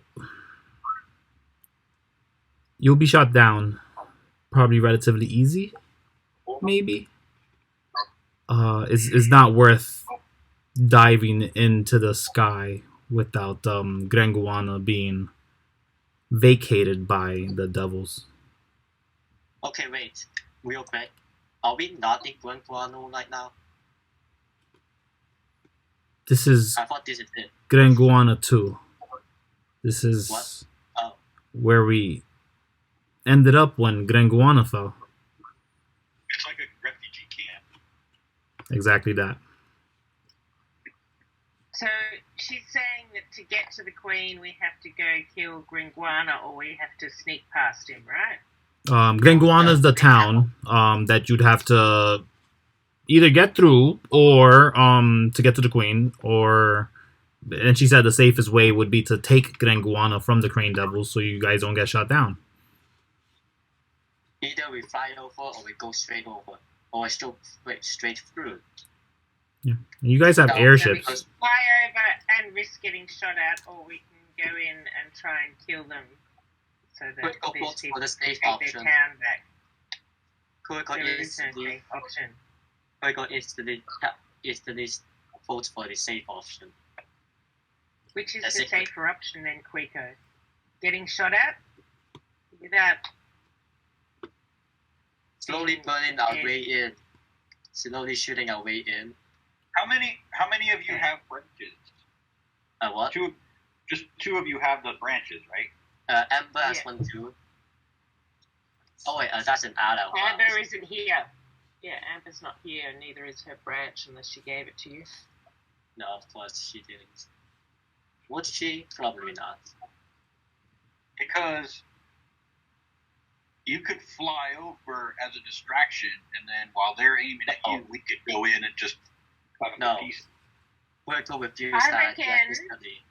That you could... I'll lend you my branch, and you can fly over, and I'll sneak through the town and attack them whilst you distract them. I like having my feet on the ground. Kuiko refused anything that involves distraction. Now, I love making random plans, whenever, that sort of thing happens. What is the goal? Like, what are you guys doing Getting past Graenguana over to the Queen. to the And so to the Queen? To the the castle. overall goal is to get to the Queen, to tell her that if she wants to get herself and any of the people evacuated from the underworld, to do it now, because they're closing as many passages as they can to the underworld. Is that right, DM? They're not Yeah. closing it. Wow. If you could convince people of the underworld to get out, so you need It's what people told some us today. official to get out of the underworld to be like, hey, yeah, there's people here. We need help. So, It's like They wanna, I thought they were going to evacuate the underworld and come to the above. Yeah, anybody that wants to go out is essentially free and welcome based off the letter that Lita Urdum gave you. It's like moving a hive. We are moving the Queen Bee first. Yeah. and Yeah, there is basically. something preventing Queen this Devils. Queen from leaving. The most vicious monster ever. Queen Devils. Oh, Jesus so they Christ. don't know that they're welcome, basically. So they don't know that they've got a place on the surface because tensions have been high in the past. So we're delivering the message that it's all good. Come on up. Cool. Is it like an official missive or something? Like, do you have like official documents? Yeah. Yes, we do.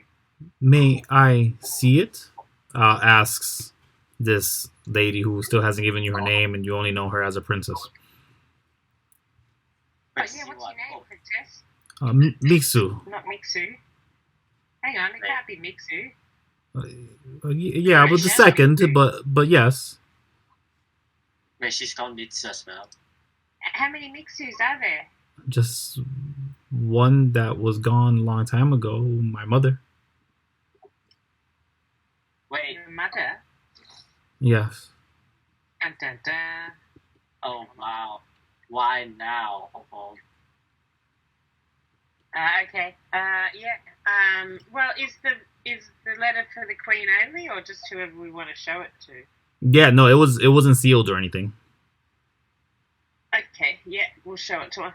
Yeah, she opens it up. She checks it out. She looks. Tears fall down her right eye. And she smiles. Is this true? Is it? So yes, it's the work of the Mixu on the surface. My mother died a long time ago. She Well, She- I think rumors she of her made death it? might be greatly exaggerated. She might be on the surface. Oh my gosh. That means I might have a chance to see her. I've never laid eyes on her. This is Just try looking in the mirror. you've brought me so much joy today. From the pillars to this letter to my mother's news. We're having a meeting in about a couple hours. We were gonna discuss taking Graenguana, but maybe we should just think about just getting everybody out. But there might be people there.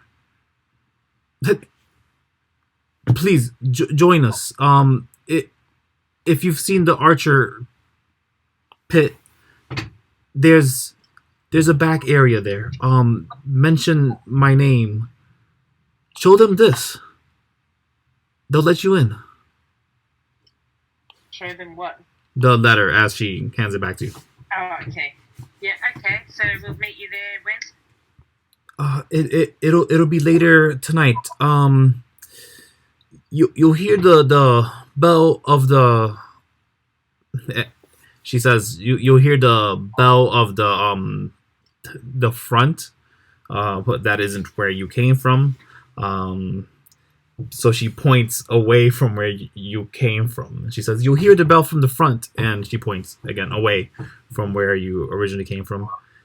When that bell rings twice, you'll know to meet us. We'll alert everybody that it will begin. How many hours away will that be? Do we have time for a rest beforehand, or is it soon? It'll be in 3 or 4 hours, and she does look at you guys and sees that you may be a little out of it. Kuiko is actually dying at this I'll push it back a bit. In the morning, right? I could set it for the morning. How's that sound? Perfect. That sounds great. Okay, yeah. Exercise travel relief. Yeah, See you in the morning. we need our heroes, and she looks to everybody when she says that. She even looks to the people that recognize her. We'll need our heroes to be rested for sure. Thank you again. Thank you. She looks and she grabs every single one of you. Junk being tiny, she kind of grabs your hand a bit. She pets the pets. And then she nods to Igsta and Digger, who do look on this entire time, but are very quiet. You can visibly see Fizz puffing up with self-importance at this acknowledgement. Kuiko is absolutely shy in this spotlight of attention. Yeah. Junk, how are you feeling here? Confused, probably. I mean, yeah, Junk's like, I didn't really sign up for anything, and then all of a sudden these weird little cyborg things start talking about stuff, and then some people get brooms, and like, I didn't get a broom, but that's cool. You got a bazooka. I didn't see them completing any of the challenges or ring toss or nothing, and they just got a free freaking broom. You'll get used to it. You'll get used to it. All of a sudden, and Bromdur's like, hey, I want to fight two randos. Like, he's just like, and we're supposed to be doing stuff? Yeah, we're doing stuff. This is pretty productive. Yeah. We're supposed to be helping people all of a sudden. This is some of our most productive sessions yet, This is very productive right here. I'll say that for Bromduhr, this is a bit of a shell shock, because first of all, you've never seen the princess fall to her knees, and you just saw that, and then she's praising all of you up, including yourself, and she knows you from at least a distance, and she's behaving very warmly to all of you, including you, which she's never even given you a second look before, but she has maybe noticed you around, but again, of a different class, let us say. But how's Bromdhur handling this? Very expressionless. I'm taking it all in. It's definitely odd behavior, as I'm used to being the underling, but definitely not showing any sign that this is odd or not that this is wrong. I'm not going to show that this doesn't look right. But taking it all in and seeing how everyone is reacting, seeing if there's anyone that isn't reacting the way that everybody else is. In other words, she's kneeling, everybody's kneeling. Is there anyone who isn't kneeling, who is out of place? Yeah, making a perception check for that.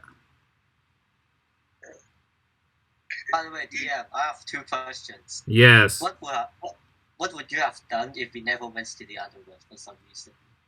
This is sandbox. I would have just leveled you up on some other thing. It would have skipped 4 again. But then now it's regular. Everything else is regular. If you guys still wanted to hunt a level up, there's that water being, and that's an automatic level up if you guys wanted to do that. Some water elemental that was attacking the city that needs to be taken out. And the second thing is, what if we never took out the branch for some reason? I mean, Fizz wouldn't do it, and Kuiko rarely has the opportunity to even show it. If you ever get to the Queen, I'm sure she would have figured it out and be like, "Hey, you guys are the heroes. Give me your pillars." Okay. Mine is Amber's. So yeah. There's that. There is a bit of an interruption as you hear huffing and puffing. Some guy who looks like a pirate with a hat, who was announcing fights earlier. He arrives to you guys and finds Bromdhur. And when he gets to you, he has a smile on his face, and he starts trying to speak and then stops trying to speak because he realizes it's for naught. Because he's like,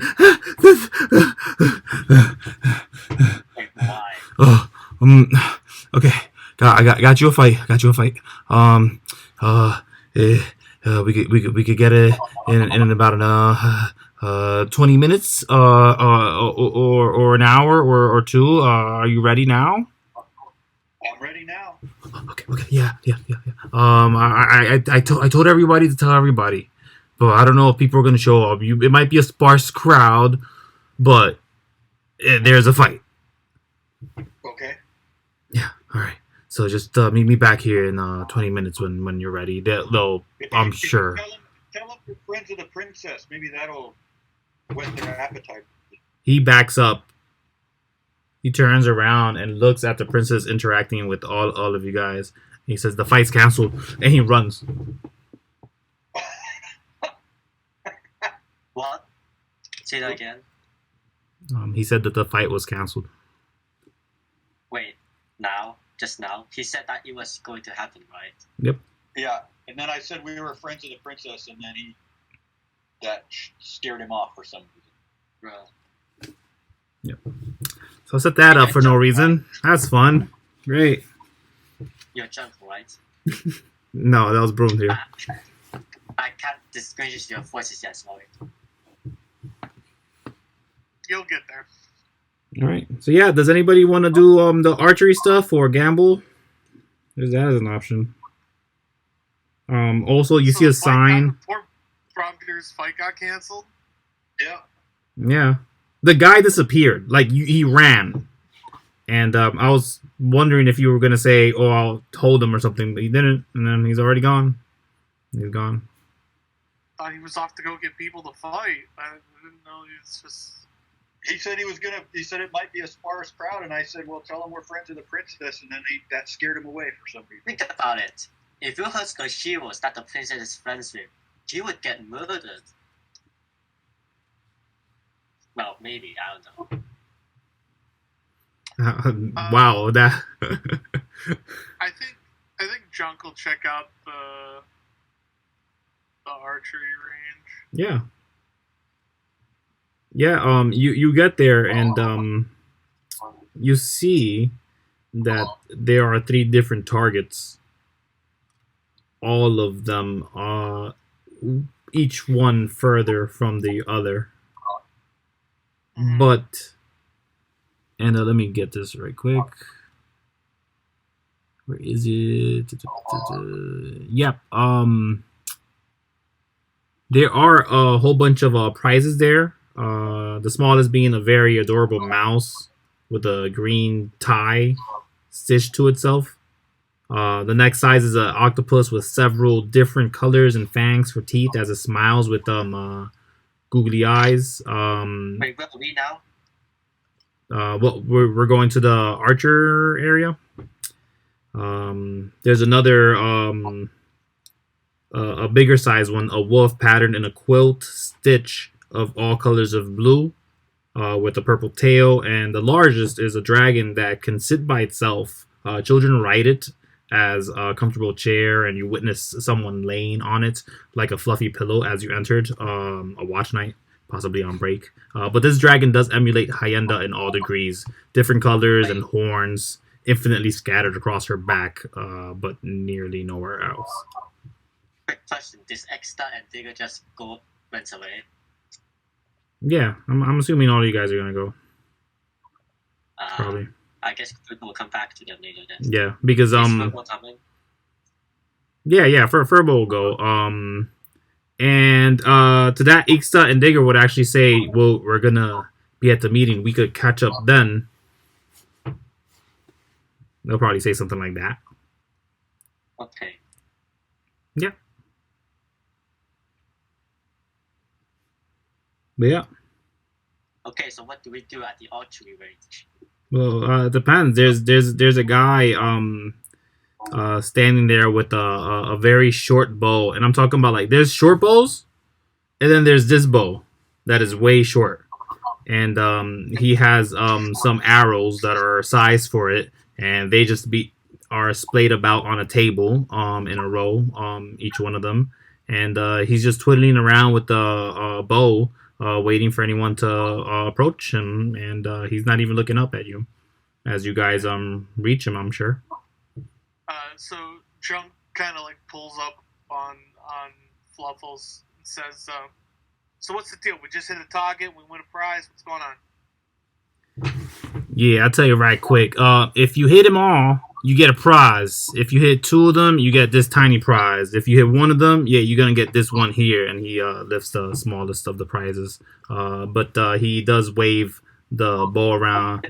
And if you want to hit, you're gonna hit with this. What type of prizes?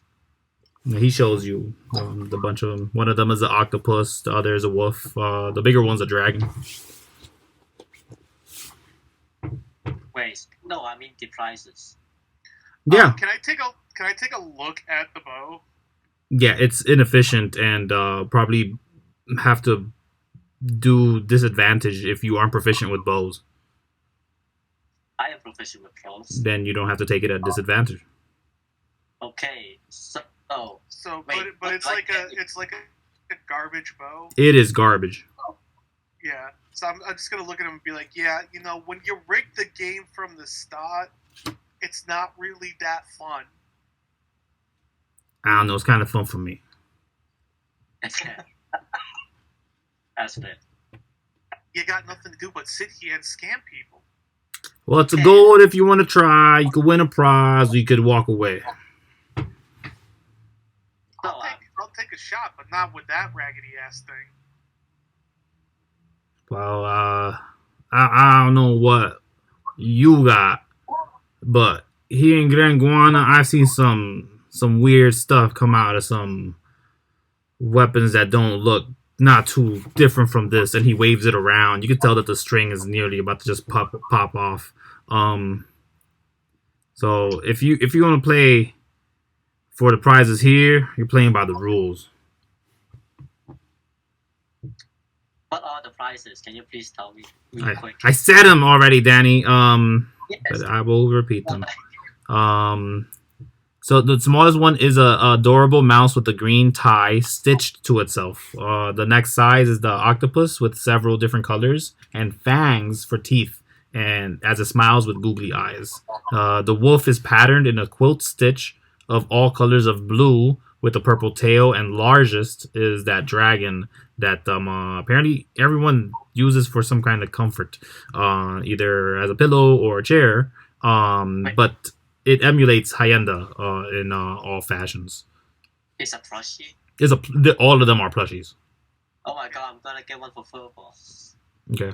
So I take the bow and I like go to like some like inspecting it, and I go to like test it out, and with my fingers, no arrow knocked. I pull it as tight, and you said it looked like it was about to snap. And I pull it right beyond its threshold. Yeah, make a strength check. Should have rethought of how I was phrasing that. 10? That's enough, yeah. So just And now you're gonna pay for it. Oh no! Look at that! The bow, it's broken. It's almost like it was garbage, and you were meant to lose from the start. he takes the stick and he's looking at it with the snapped string. He looks at you. He gives you like half a smile, and then he removes the tip of the both ends, and it just pulls out nearly the same kind of shitty quality string and just restrings it. And he says, "Here you go. Try not to break this one." Ooh, that is hilarious. Now, you don't know how many of these he's got, but you can only assume he don't got too many. Maybe, I don't know. You can make that deduction yourself, or make a roll for it if you wish. Or you can try to snap it again, or just try to hit the targets.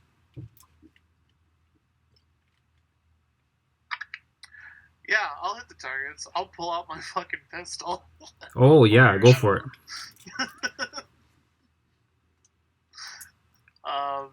Yeah. Is it like a certain number of targets you have to hit, or like? There are 3 targets there, and one of them seems to definitely be obscured by a fountain of gas flying out from one of these kind of funnels from the ground. So the furthest one is definitely obscured, and you're gonna have to take it at disadvantage.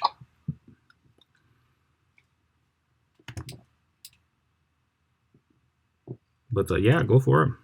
Okay. I will go ahead and will go ahead and you watch his like Junk's wings, kind of like he stands up on whatever. I guess he's standing up on Fluffles, and his wings kind of lock down behind him as he like braces himself. And he'll go ahead and take his attacks. Wait, when did I get? Yeah, so that'll hit the first one. Yep. That's enough for the second one, and all you gotta do is B15 for the third one, but that one's a disadvantage. Oh, I've been shooting at disadvantage this whole time. Oh, all right. Uh, Well, only one of them was a disadvantage. The last one. You gotta be 15, and you 23. do. As and what kind of damage is this? This is lightning. Full lightning. Yeah, let me get damage on every single one of these. Yeah.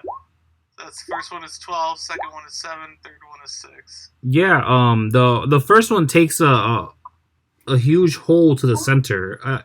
All the other ones you just cracked in half and they splintered, but the first one there's a hole and that is unrepairable. But as you hear these 3 cracking of lightnings, wow, these 3 cracks of lightning, Junk hits all targets perfectly, and they are no longer available for any more archery. And like as Junk puts his gun away, you see like a little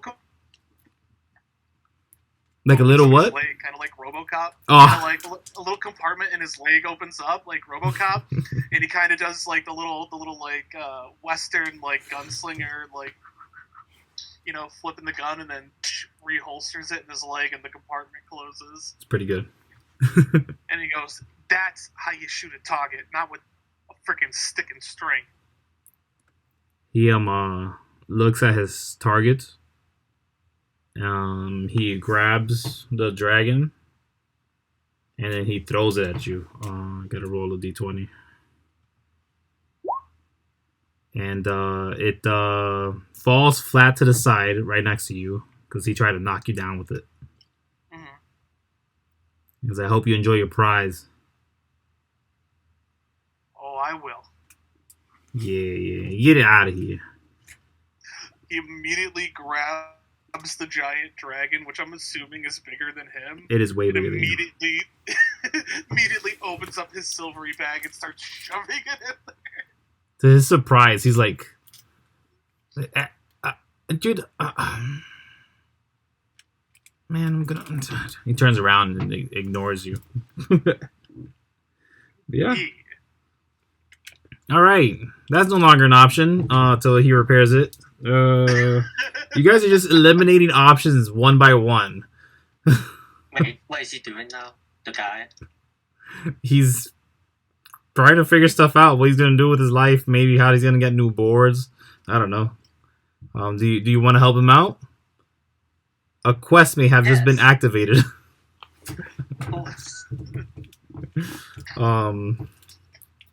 Do you what do you say?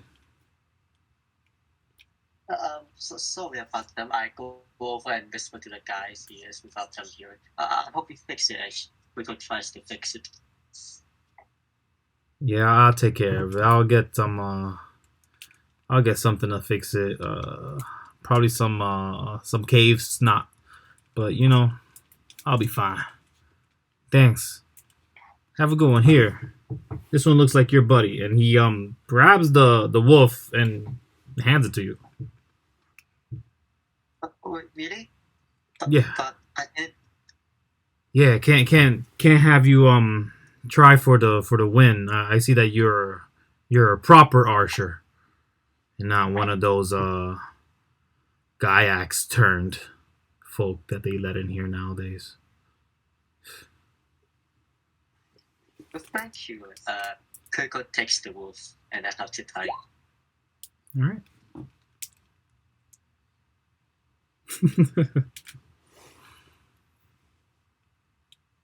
All right, yeah.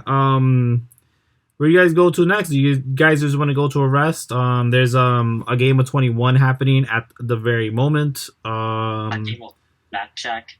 Yeah, essentially. All those people have already left because they were playing a different game and they're no longer there. But if you guys want to go to the C section, there is a table for play. So I'm still standing at the fighting pit, and I'm gonna just jump in the pit. Okay, so there isn't a pit here. He was gonna take you to the pit, which is why he said, "Oh, meet me back here." When the fighters arrive, we'll go. And then you mentioned the princess, and then he just like ran. Oh, okay. Yeah. Is there a bar? A tavern? Yeah. It's in the D section. It's being guarded by this person here, just over here. But you do see the sign of a tankard, to be honest. But you may definitely go there. If that's where you choose to go. There's also the option of the guy who wants to be dunked or needs to be dunked in the water. He keeps getting free ice cream for as long as he's not being dunked. So Wait, did I get?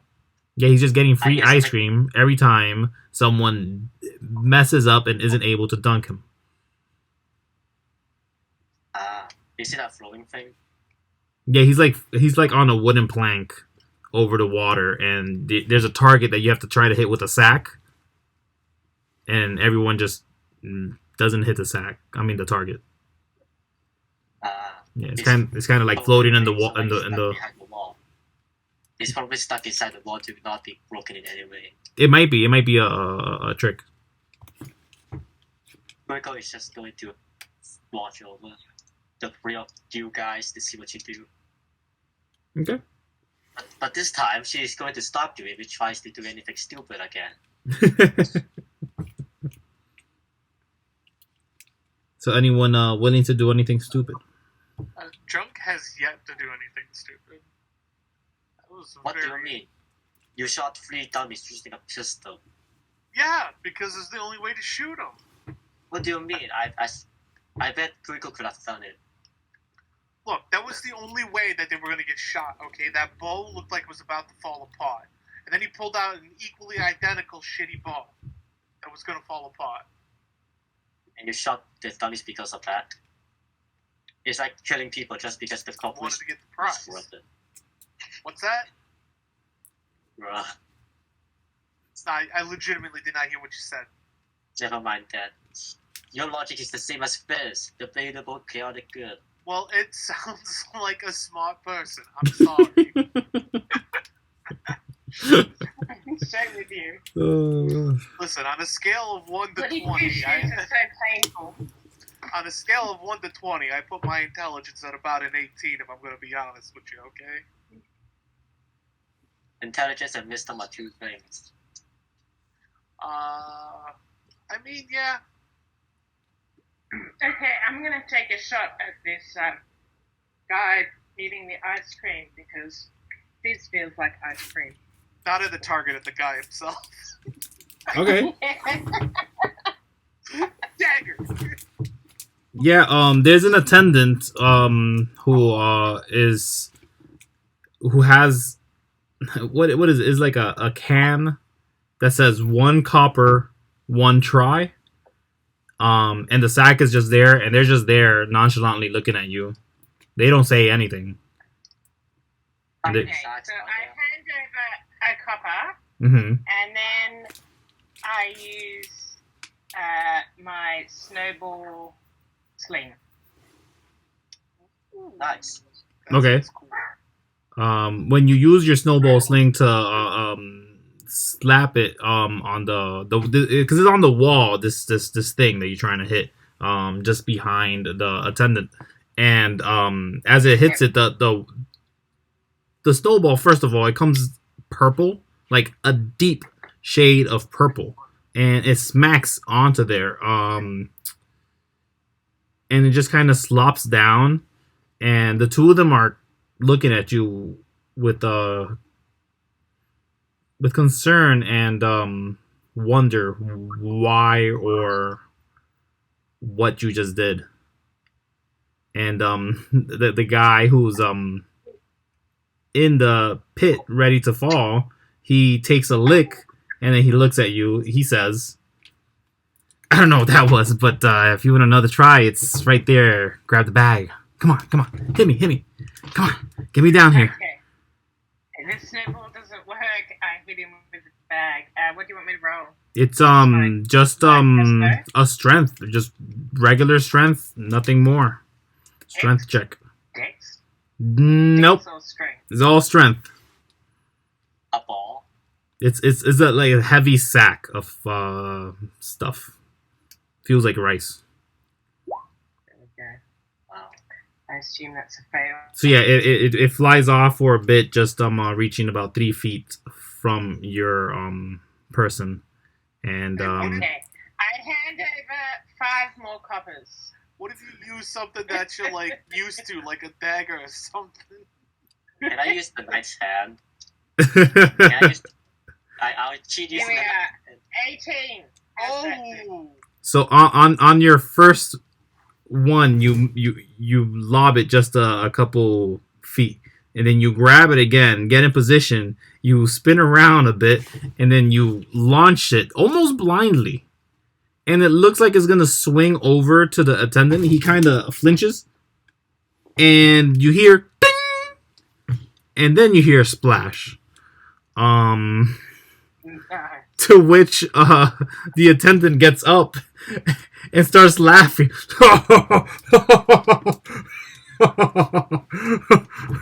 I had a bet that he'd fall before dinner time.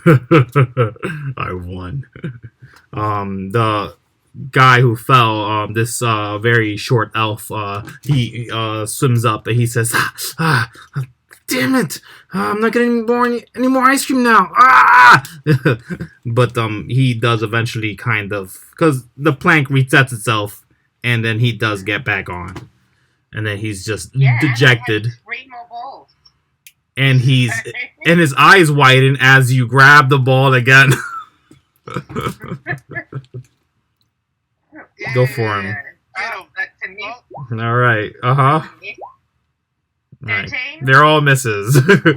well, you said you put 5 Let me copper just down. see. So you bought. Oh no, he has one more. You have one more. You bought 5. Yeah, Ah, so close. it's a tough one. Actually, Yeah. do I have? Hold on. Do I have anything I can do here? No, I don't. Not yet. I gotta wait 2 more levels. Oh, if you have 5 copper, if you have a copper, you can get it done. Oh no. All right. So yeah, mark off those 6 coppers, and yeah, you dunked him, and he can't get ice cream anymore. You can tell he's pretty upset about it.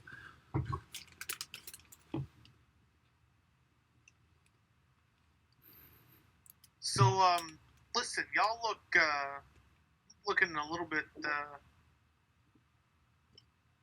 worse for wear. Y'all need a rest for the night, day, or whatever it is. Let's go rest. We go to the hotel, public house, Okay, whatever. what do you get for that? I mean, this sounds like some serious stuff, Yeah. You guys arrive to what you assume is some lodging. Because as there is a sign of a tankard there, it also does have almost like you would have smoke flying out of a cup. It is Z's instead. And you don't know how that makes sense because these are elves, where they learn Z's from, but there you go. And you find out pretty quickly that once there's just beds around. No one's asking for any kind of money or any sort. It just seems to be like free for all. This is very heavy community living. You see a lot of places, a lot of beds that have some stuff next to their a footlocker next to it. Sometimes they have stickers on it, some designs, drawings. But yeah, no, some people have taken residence in a specific bed, and you could tell those apart from the ones that are vacant. Bacon. Vacant, yep. Bacon. No, vacant. With a V. I hope it comes off clear. I grab a bed near a window. A window? Why do you need a window in a You cave? grab a bacon bed. Near a hidden exit or something, if there's more than one exit, or what have you, ventilation, something like that. I look for a secondary exit and then sleep near that. Without a check necessary, it's clear that the only way in and out is the front way you came in. These are just caves, and maybe there's a way to dig out on one of the ways, but they have not explored any more within this, being a more secretive or kind of obscure location to arrive to, because as everything you see is up in the front in this area. When you did go to the tavern or inn, they took you kind of into the plant as it opens up, and then you stepped in, and then like the plant closed, almost like the underworld is allowing you access. What happened? What opens this plant? What? I was just hearing beds, and all of a sudden someone gets eaten by a plant. No. It opens up for when you go through into the tavern or inn. Yes. Kuiko is going to get to the nearest bed and then just fall on top of it. All right. I'm going for the one that's the furthest back so that I've got everything in front of me. All right. Were you not heading up the bar? Well, it's the same. Same area, yeah. I say we take a short rest here. Short rest, not long. Long rest. Long rest. I'm taking a long rest. It means next morning. If it's long rest, we need a short rest first. No, we don't. So we can explore We more. want it to be next morning for the meeting. What do you want a short rest for? The bar, apparently. Sorry? The bar. You could go to the bar first, then take a long rest. If you want to, you can do that. I'll go have a long rest. You can go to the bar and have a short rest if you want. But Fizz is going off for a long rest. I wonder what's in the bar, dear. Okay. Normally, I would just ignore this and take a long rest, but considering it's sealed, there's probably important plot lines in there. I like how you put me in that pedestal, but yeah, I'll try to pull it out my ass right quick. Yeah, so this bar, right? Okay, Kuiko enters the bar to see if he can find a drink. What kind of drink is Kuika looking for? Anything that is non-alcoholic. They start labeling things, and they're ending in words like power, tonic, beauty sleep, gas. All reminiscent with something with probably liquor or something that's gonna put you in a state of maybe not relax or maybe too much relax. And yeah, it becomes clear that all they have in this bar is alcoholic drinks. Yep. But eventually the barman or the bar person would say, you could probably find water somewhere down by the archers area. Oh, the waters over here, okay. Yeah, they have a purifier near there. Just ask anybody; they'll help you out. Oh, okay. So they are there. Yeah, and if you go there, you could just refill your canteen or whatever you use to hold on to your water. Because they do offer some water there for anybody who comes and asks. Purple, do you need a drink? Yeah, they would. They would drink. Okay, now we sleep. All right. Long rest for Fizz and Kuiko. What do Junk and Bromduhr do? Do you guys also take a rest and come back in the morning nice and Yep. Yeah. Okay. Yeah. So Yeah, in real quick. Regarding level up. mhm, Purple level up to level 5 as well. Right? yes. Using that guide. Is are you doing the guide? Yeah, most probably. If I'm changing anything, I'll just tell you about it. I mean, I need to know now. No. In regards to the guide, yeah, that's fine. But that means no more doorways, right? Oh, wait, seriously? Yes. Okay, screw it then. The door is way too important. Okay, it's up to you. Either one works for me. Wait, then how do I level them up? Then I have to do it myself. I think no. There's numbers for it. And I'll figure it out. Okay, thanks. Yeah. I'll do that. I'll mark Purple's level next to his name. Okay. I'll mark his level next to his name. Yeah, sounds good. All right. Yeah. So when you guys wake up, let's see if I can move my things now. Can I move them? Yeah, I can. Wow, I hate you.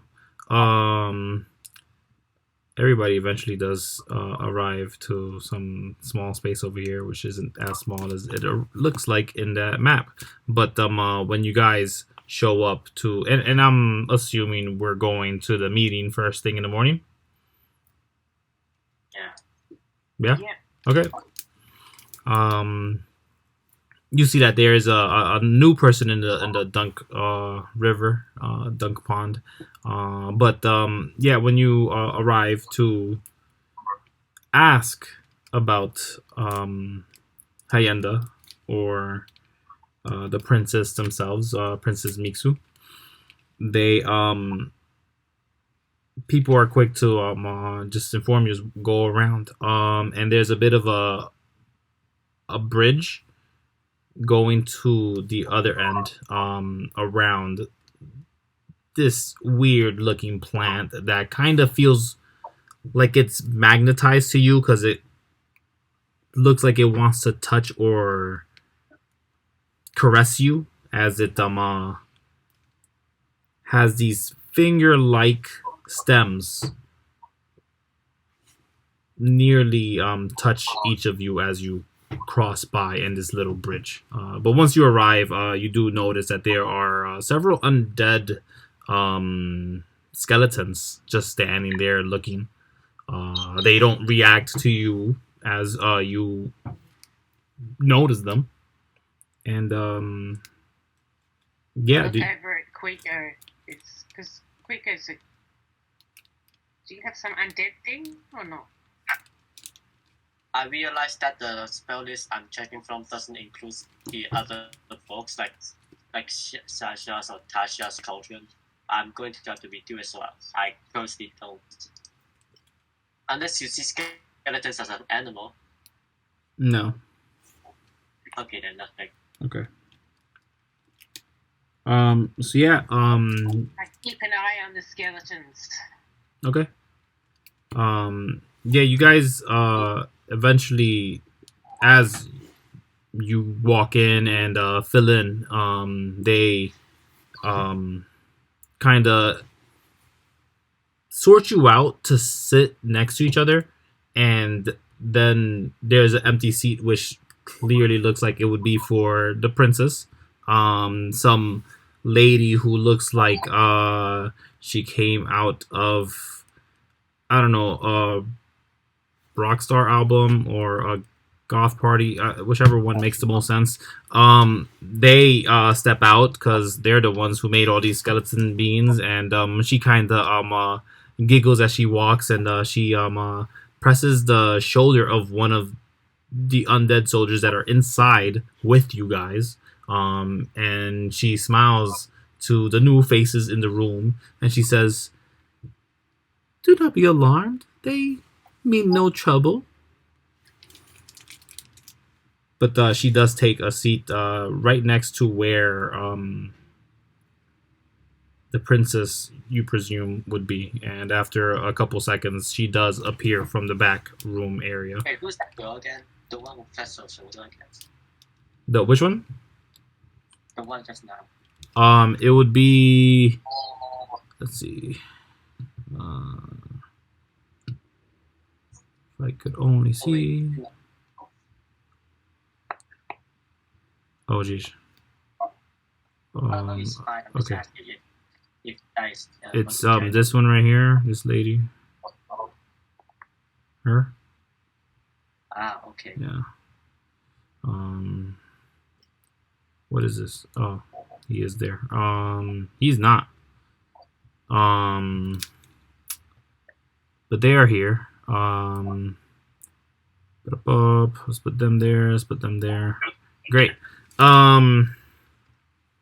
As all these people are prepared and sitting, the princess does show up, and she says immediately when she sits down, we'll begin before Hyenda arrives, but she should be here shortly.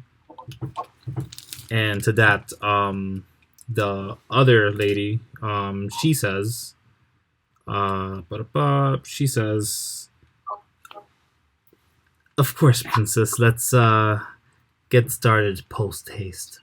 I've gotten reports from Billy here that Graenguana is preparing an offensive. For whom exactly, we're not sure. Their sights may be towards us. They may be towards Giax themselves. I was thinking maybe we could send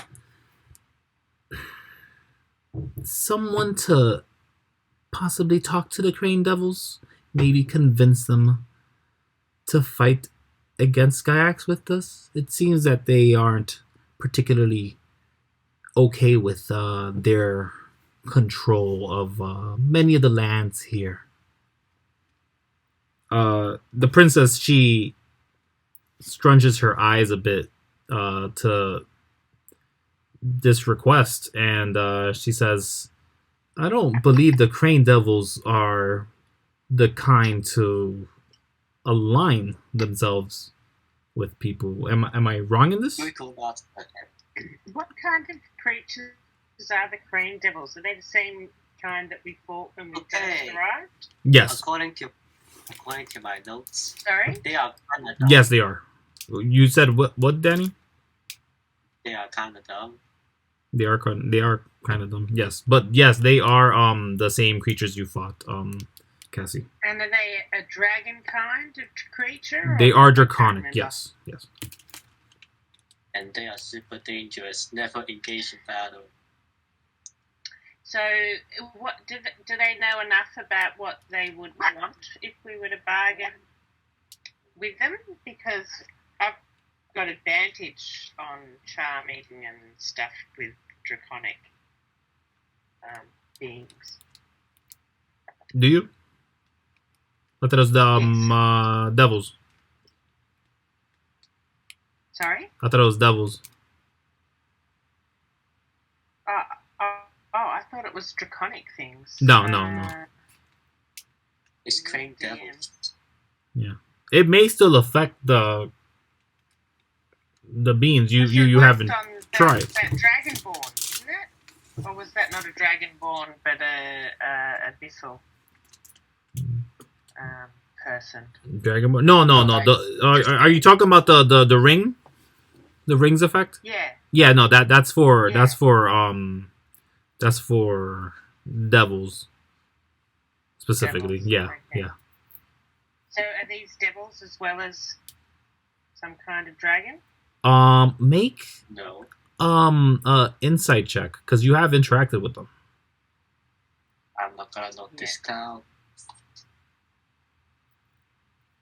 A minute.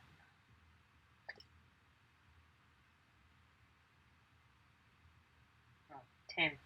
Yeah, you can Really assume knows that probably. very well tonight. You can assume though that probably because they are called crane devils, they may have some kind of devilish background, and may be affected. You haven't trial ran it yet, so it might be worth a try. But and you can always ask the congregation to see if they have some more information for sure. Yeah, I'll ask about that and ask if we were to try and negotiate with them, what do we have to offer them that would be of, value to them. To that, the one who was excited about that idea, she's about to open her mouth, and then the princess raises her hand, and she says, "My apologies, champions. I'm sure everybody in this table already knows who you all are, but you don't know who any of these wonderful people from Graenguana are. Why don't you start us off, Freddy?" And to that lady who was interrupted just now, she kind of twitches to the name the way she says it, and straightens herself up, and she with her posture now elevated, she does look to all of you, nods a bit, and she says, "Welcome to my abode. I am Freddy Gravecost. You can trust that any of these undead creatures, fallen soldiers, if you will not harm you." And then she looks to the I'm sorry? How do you spell it? Freddy Gravecost? Oh, Danny, you gotta guess. Great cost. Gravecost. GRAVECOS. Next to Freddy is Dragonborn, White Dragonborn. Oh my gosh, I forgot that was gonna. Fuck. Oops. Anyways, we'll move on. Yeah, he says Jabridus of the shore. To that the bean, and they kind of look like a crane devil, but they don't look like a crane devil. They look like a mixture of maybe a crane devil and a dragonborn. You're not sure exactly what this being is. This little thing there. They say Flameborn. The lady next to that being says, "You may call me Alfie." And then the final one is this one here, who says, I gotta find their name. Oh yeah, Hikor. But they all introduce themselves to you, and they're all nodding to you, and they all seem to recognize you, at least for the fact that you kind of just made a name for yourselves by pulling out this branch, apparently, and they're expecting to hear from you guys maybe a little more.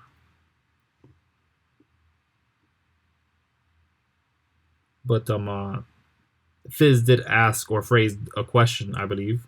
Can you remind us what it was? Yeah, I just wanted to know that if they want to bargain with these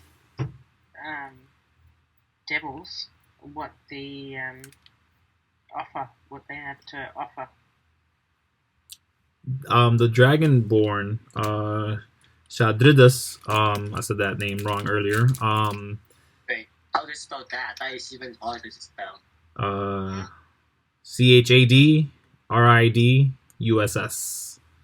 Shadridus, when they speak up, they have this gruff voice, and they look to you, almost offended by the question to a degree, but they had a second to think about it, and they said their name, and then everybody went around, and now we are hearing them, and they say specifically, if we are to align or think about aligning ourselves with Crane Devils, they'll ask for a deal.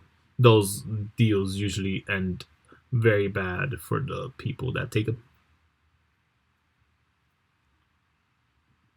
To that, Flameborn says, "Yeah, never take Crane Devil deals bad."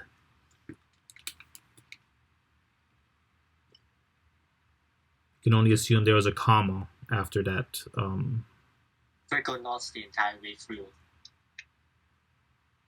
What? Yes. No, I want you to repeat it because I didn't hear. I'm deaf. Oh. I was saying that Kuiko would not add everything they say about Great Devils. She wouldn't say anything about the Crane Devils? She would just nod. Oh, okay. Like, All right. Yeah. Do you guys respond to what they said? Ask them any more questions? I mean, what is the plan now? Oh wait, so what are we planning to do now? The princess does say, well, if How Shadrid... many of them are there? Yeah, Freddy would say to that real quick, too many for a small war band to take out, but just enough for maybe a battalion. Italian? Yes. If I could get my Italian. hand... A battalion. A battalion. What's a battalion? A huge army. Kind of. But the princess Mixu, she does say Mixu too. She does say if we're thinking deals, it may be worth it. We just need to get through. If we could get through, we could. If they'd allow us passage, we'd just be fine. But talking about passage, what if we start sending people to the overworld as well? Or do we need everybody here before? She seems lost in this. Wait, I thought there was. Wait, is there how many exits are What there? are you talking about? Like, what's she trying to say? She's How many exits? Is there an exit from here to the overworld? How many exits are there to the overworld? there's many. The lift of life So is there one convenient that they can get all these people up to the overworld? yes, the lift of life is not far away. Okay, We could- send we could all at the people least- through that, and then you can come with us, and we will sneak through the devils to the queens. Sounds good. We could get the Silver Knights and yeah, it'd be the Silver Knights that we need. We get What whoever about we the can. ships that we stole? What is it that they would shoot them with? Would those ships be protection against them if we just flew straight over the top in those little ships we stole? Ships? You have You know, ships. the four... Yeah, we stole the ships with Alice. Surely Alice would have mentioned it to whoever was in Wait, charge. Where did Alice right? hide? Where did Alice go?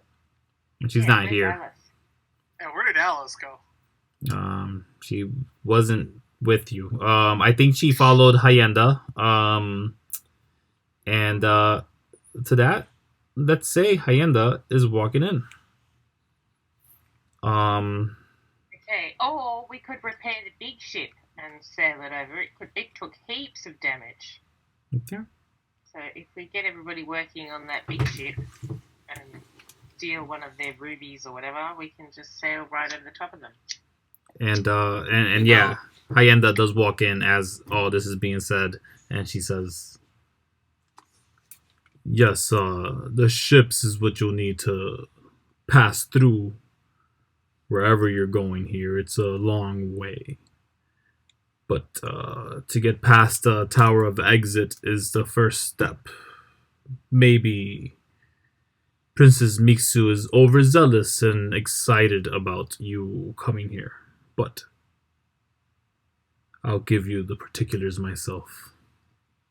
She then goes into a drawer that's around there that Freddy smiles about her grabbing, and then she pulls out a map and plays it out a bit, and she starts showing off a bunch of the details about where to go or what to do or how to.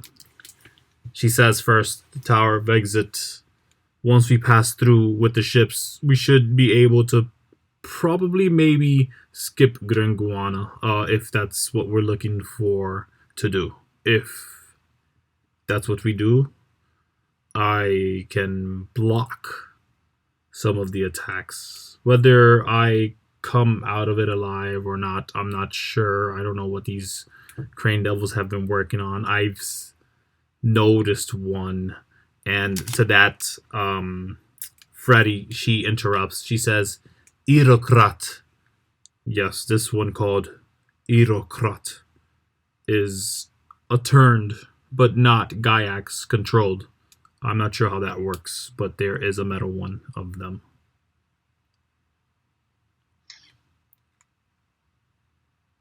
What did that mean? She essentially is saying that there's a metal or a turned crane devil that has powers like Giax does, but isn't controlled by Giax. The phrase turned, it's been used for those beings that have cybernetic pieces on them, maybe have changed themselves that way. Stones in them. It's a cyber crane devil. That's all. Yeah, basically that. Okay. Very normal. What does everybody think? Anybody else? I'm getting tired. Has anyone else got any ideas? I thought you. Questions? Okay, wait. For the past 10 sessions, you were the ones who's the best at strategies. Yeah, And but besides- I'm just saying it's getting late here. I'm having trouble thinking of reasonable questions. Yeah, we'll close up soon. Come up with a Reasonable strategy. The necessary thing, from what I'm gathering here, is that we get to the queen. Right? Okay, That's the concern. I'll sum it up real quick now. We are trying to get to the queen to tell the queen that we can go up to the overworld now. And currently we are trying to get to the queen through by potentially going through Graenguana, but it is populated with crane devils. We have the option to evacuate the people to the overworld now through the exit of life. And we have the ships that we can fly over the crane devils. We can try and attack the crane devils, or we can make a deal with them. In the end, we are trying to evacuate the people and find the queen. Without Right. dying, of course. So how far is it to where we need to go from here? How long would it take for us to fly What? there in a ship? One Graenguana, I guess. DM? Yeah, you guys were just handed a map, so I'm pulling it up for you guys right now. Did I But say anything wrong, by the way? she says, No, did I say anything wrong about that? Was that correct? no, that was on point, Danny. That was great. So yeah, I have the map here. Very nice. Let's work the roll 20 magic. Did it work? Let's say yes. Oh my god, another one of these. As if the overworld one wasn't enough. Oh, and music. How nice. So yeah. I want to show you guys where you been. Is this on my end? I track your movements, but you started on the furthest to the right little triangle.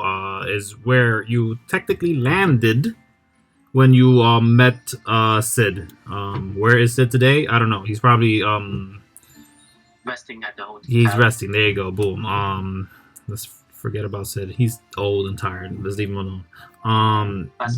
When you arrived to the Lift of Life, it was still that same area, and then you jetted all the way over to essentially this general location, which is Graenguana II. You do have the choice to go around the Tower of Exit, which is where that new red thing is at, and if you chose that, you just have to again navigate around it, but you have a map. But it seems that the quickest way to Graenguana would be to go through the Tower of Exit itself. Wait, what is the other way? The other way would be around, up and down, until eventually reaching. The stage didn't know way up or down. Oh wait, here. It's So the is this Graenguana right here? that is Graenguana right there. Yes, sorry Why don't guys. and where are we trying to go? Are we trying to get? Where's the queen? The queen is past Graenguana. Once past Graenguana, you reach Yeah, I guess.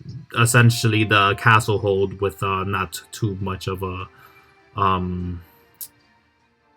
trek. Well, why don't we just go around?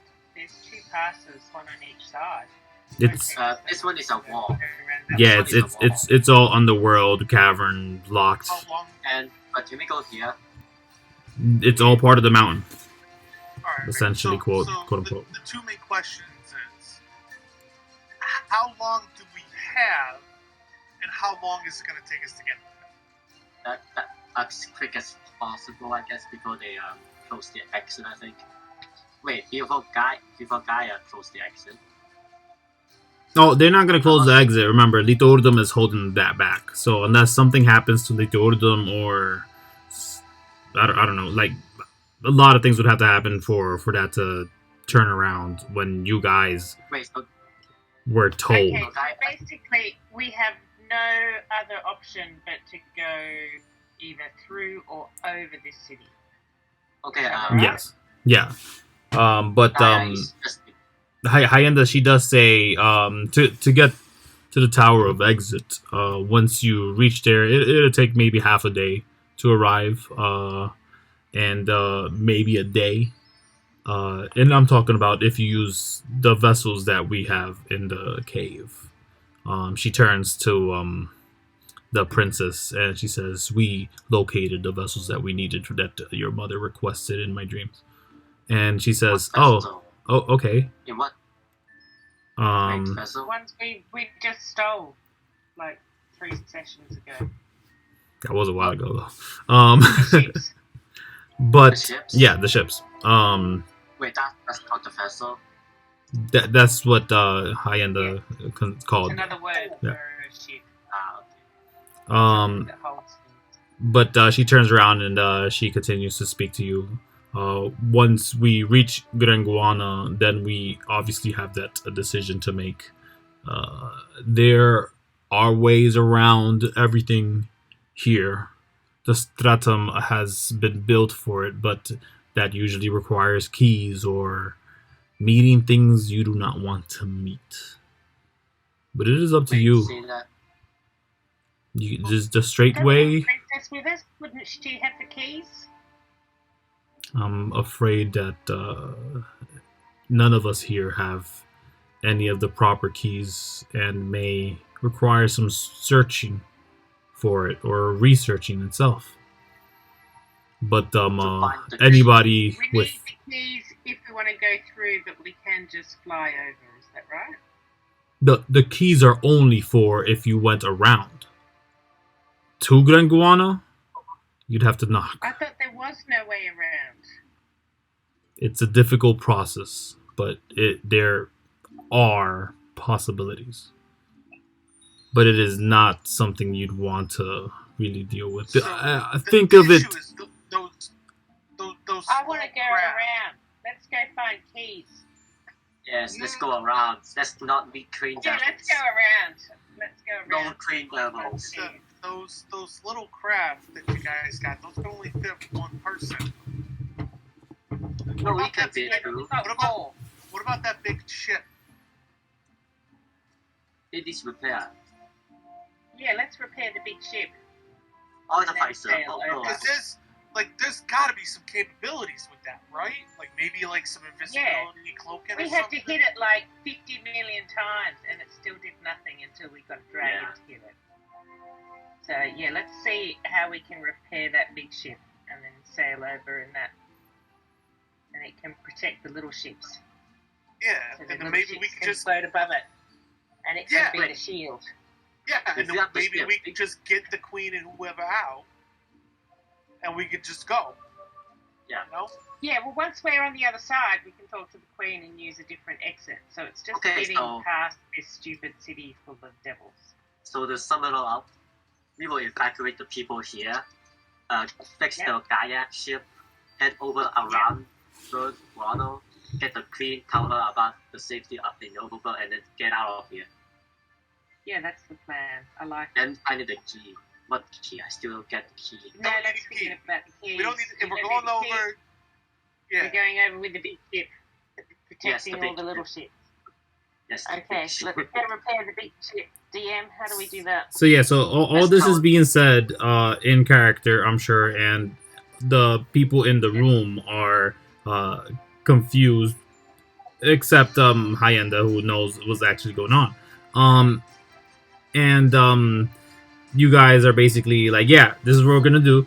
And Mixu's face is just puzzled. And Hyenda says, we also got another ship to follow us. It was part of my plan, and Alice took a minute to arrive, but when she heeded the advice to follow the storm, she eventually arrived to the nest, and then I was able to break it enough with their help. And she turns to you, and again, she's still like a dragonborn, the same size as you guys, but Wait. yeah. I doubt it. No, she looks like it at least. Yeah. Not the same size as us, though. Yeah. We That's are cool. little Okay, folk. so Oh, yeah. No, sorry, not that there's size. Kuiko that is like 5 feet, there's Fizz like 3 feet, and then there's Junk who is 1 feet. I just realized Kuiko can see Junk eye to eye because of the raptor. Well, you'd still be a little bit taller because I'm on like the back of the raptor. But The raptor's Um, only 4 feet high, so If you and he's hit the only 1 raptor, foot. it's 5 So feet. yeah, it's like Yeah, it's 4 5 to feet. 4.5 feet tall. Am I hearing Reptar? yeah, and if he's sitting on the back, not on the head, then he'd be at Oh, 4.5 nice. feet. Yeah, that's. So I need to take a look at the ship and Yeah, I'll give see you what a I hand can do. to give you advantage, because I've got Tinker's tools, but you're an Oh, artificer, right? So you'd be better. But yeah, I'll give Yeah. you a helping hand. So you guys go to the ship, or do you guys want to go after this conversation, or do you guys want to just close up here and then reconverge? I think Junk is just like, yeah, no, let's go to the ship, and just like, it's like Yeah, so that's the plan. Fizz, no patience with long chit chat. Okay. So we'll leave People the of rest action. of the party to continue the meeting. And we'll Yeah, they get to can- repair the ship. They can be diplomats. There's work to be done. Mixu does have like a hand raised, and she's like, what? Oh, okay. And Hyenda, she does bump in right quick, and she says, I'll follow them and make sure we have some options there. And she does follow you guys as well. But yeah, you guys get to the ship after, let's call it about 20 minutes. You guys probably got something to eat on the way over there. There was a good there's a plating of fried mushrooms. There was some undiscerned purple meat. There is you guys know like that horn with vegetables usually or fruits in it. They have something like that, but none of the items in there are recognizable to any of you besides Bromduhr. And you know this is a very good spread, like top tier. I just realized I have the wolf flush it the entire time, and somehow I can imagine people just carrying it around the entire time. But you were carrying around what? The wolf plushie. Oh yeah. It was in your hand the entire time. Nice. So I'm following Junk. I've got Smith's tools. So if there's a forge somewhere, if we need to do some heavy, repairs or fabricating some large pieces to fix this ship, I'm all over that. Yeah. Excellent. So let me get a group.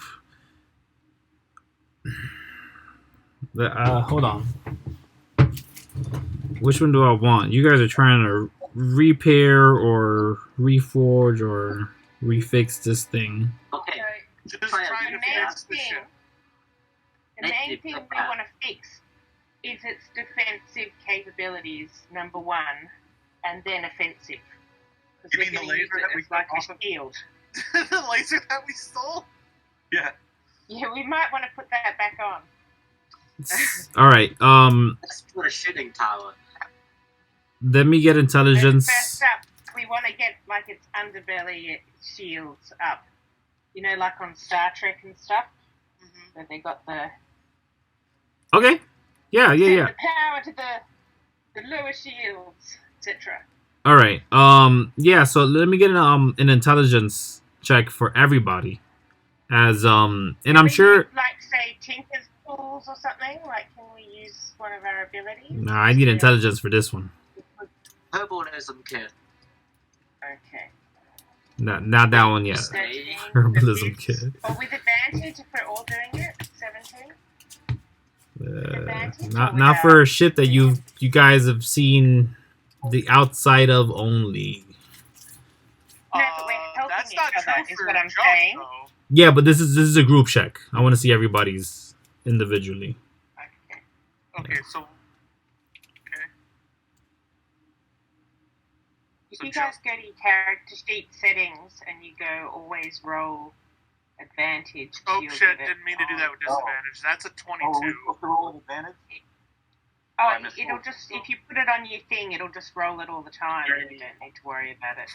DM can check Oh, or okay. decide. But that's a 22 for Junk on Yeah. intelligence. Nice one. Yes. So you guys spend about.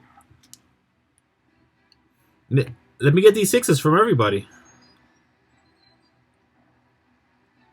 3. Mm. Oh, where am I? Okay. 3. Oh wow. Where's the 1? You don't want the one. Yeah, no, yeah. So it takes about 3 hours for you guys to sift around through the wreckage and the mess that has been long cooled down, because the sand itself, it kind of has this cooling effect.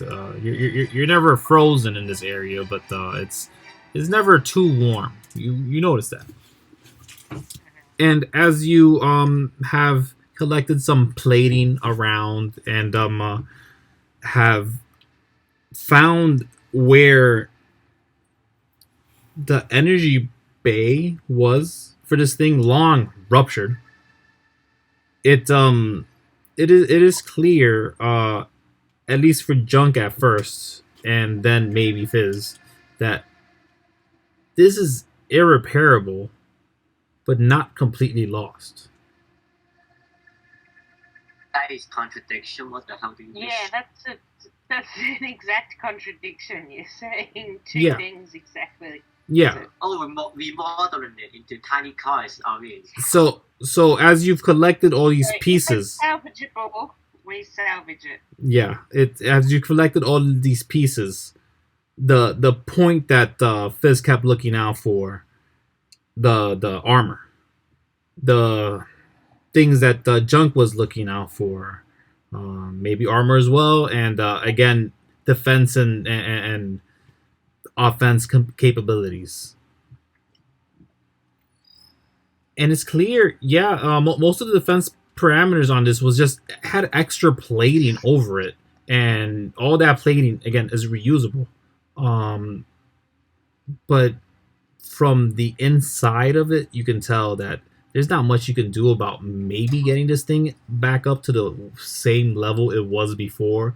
You could probably get something to the level of, and I don't know why I have this in my head, but I'm thinking of Jabba the Hutt kind of platform level thing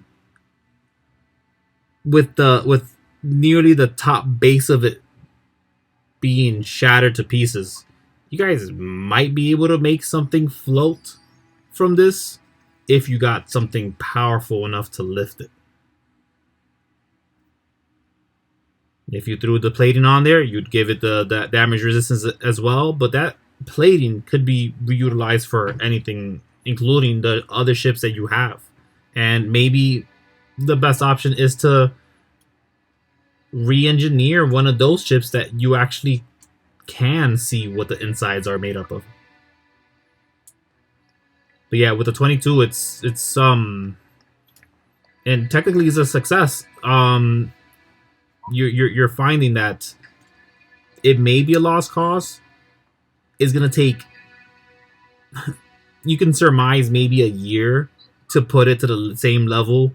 If it's just the two of you working proper, or the 3 or 4 or 5 of you, 4 of you, on this ship. If you had more hands, you could cut that time in half.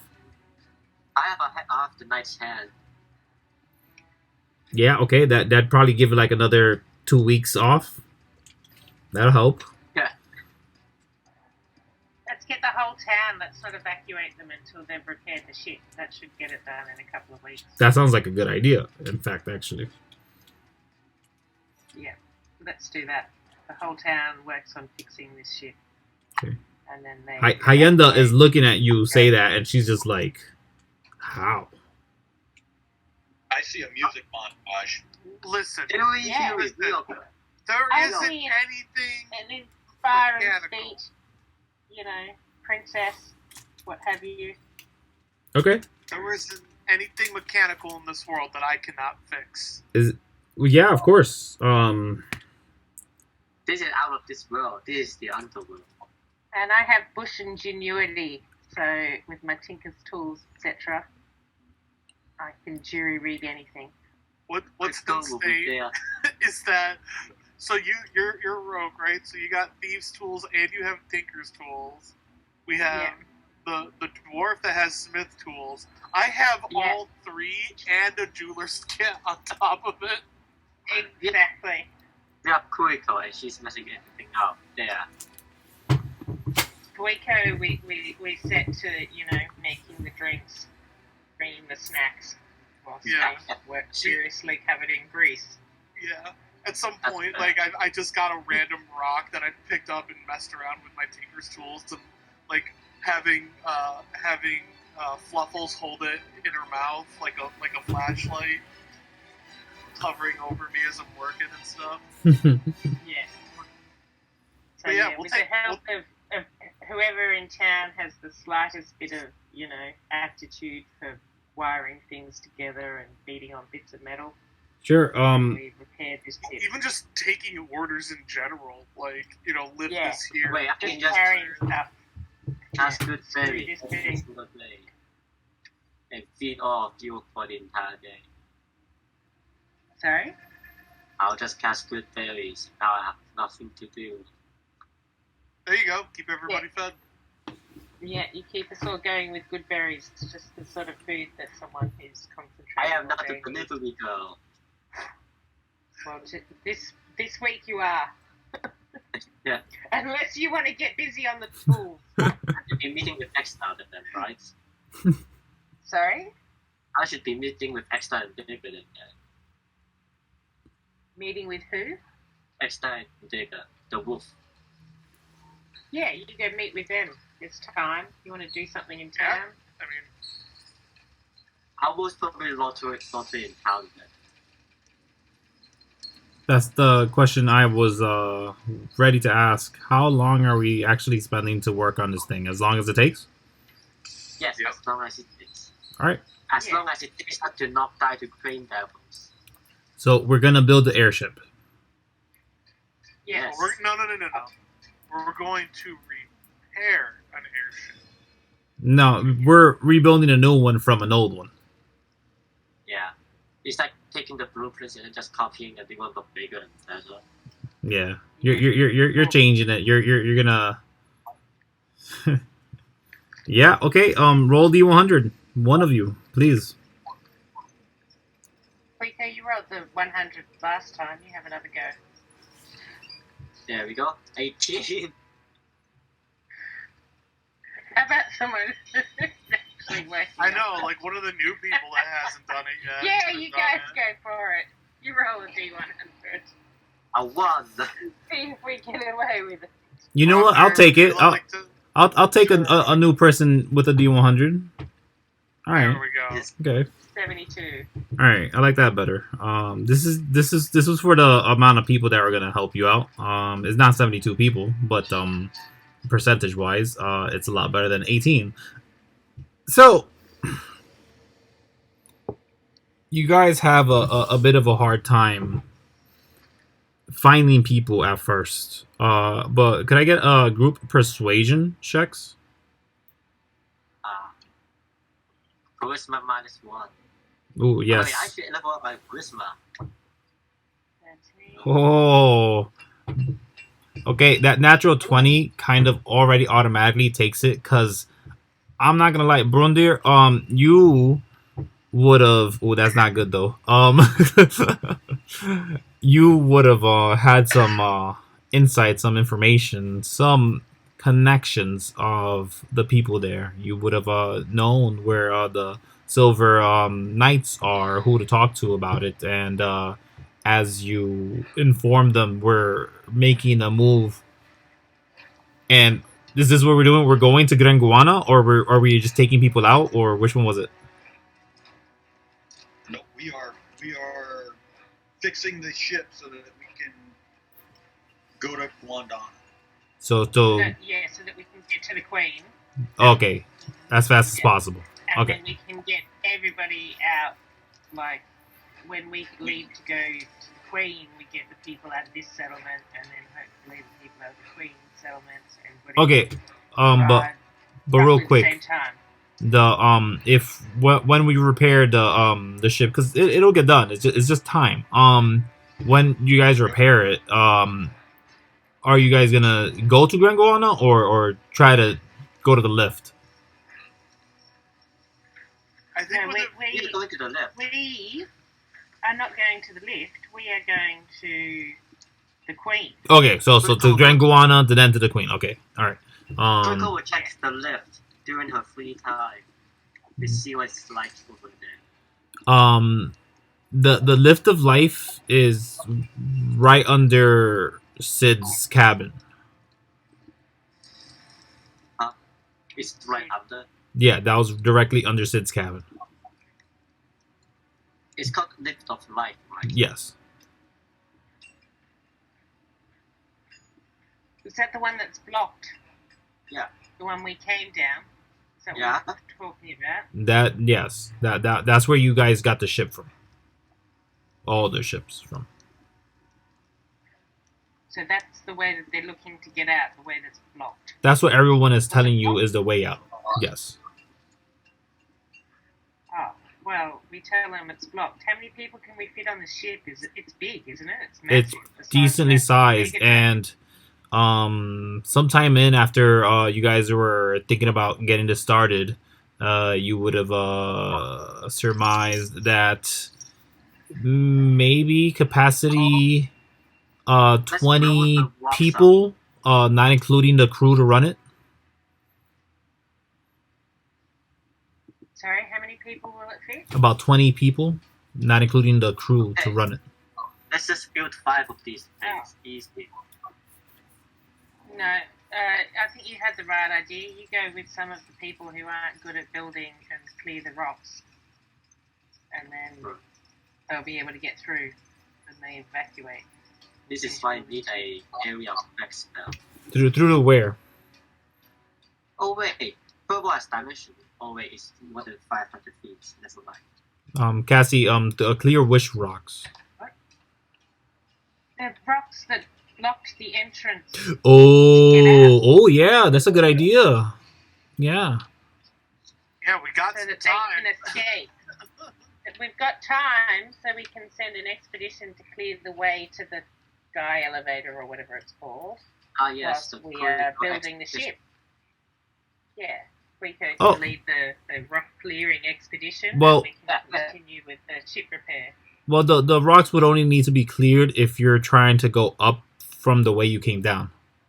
The lift of life is Yeah. separate from that. That's the way that they're going to escape. That's No. what you told us. No, the lift of life That's is the way that all the people are going to escape.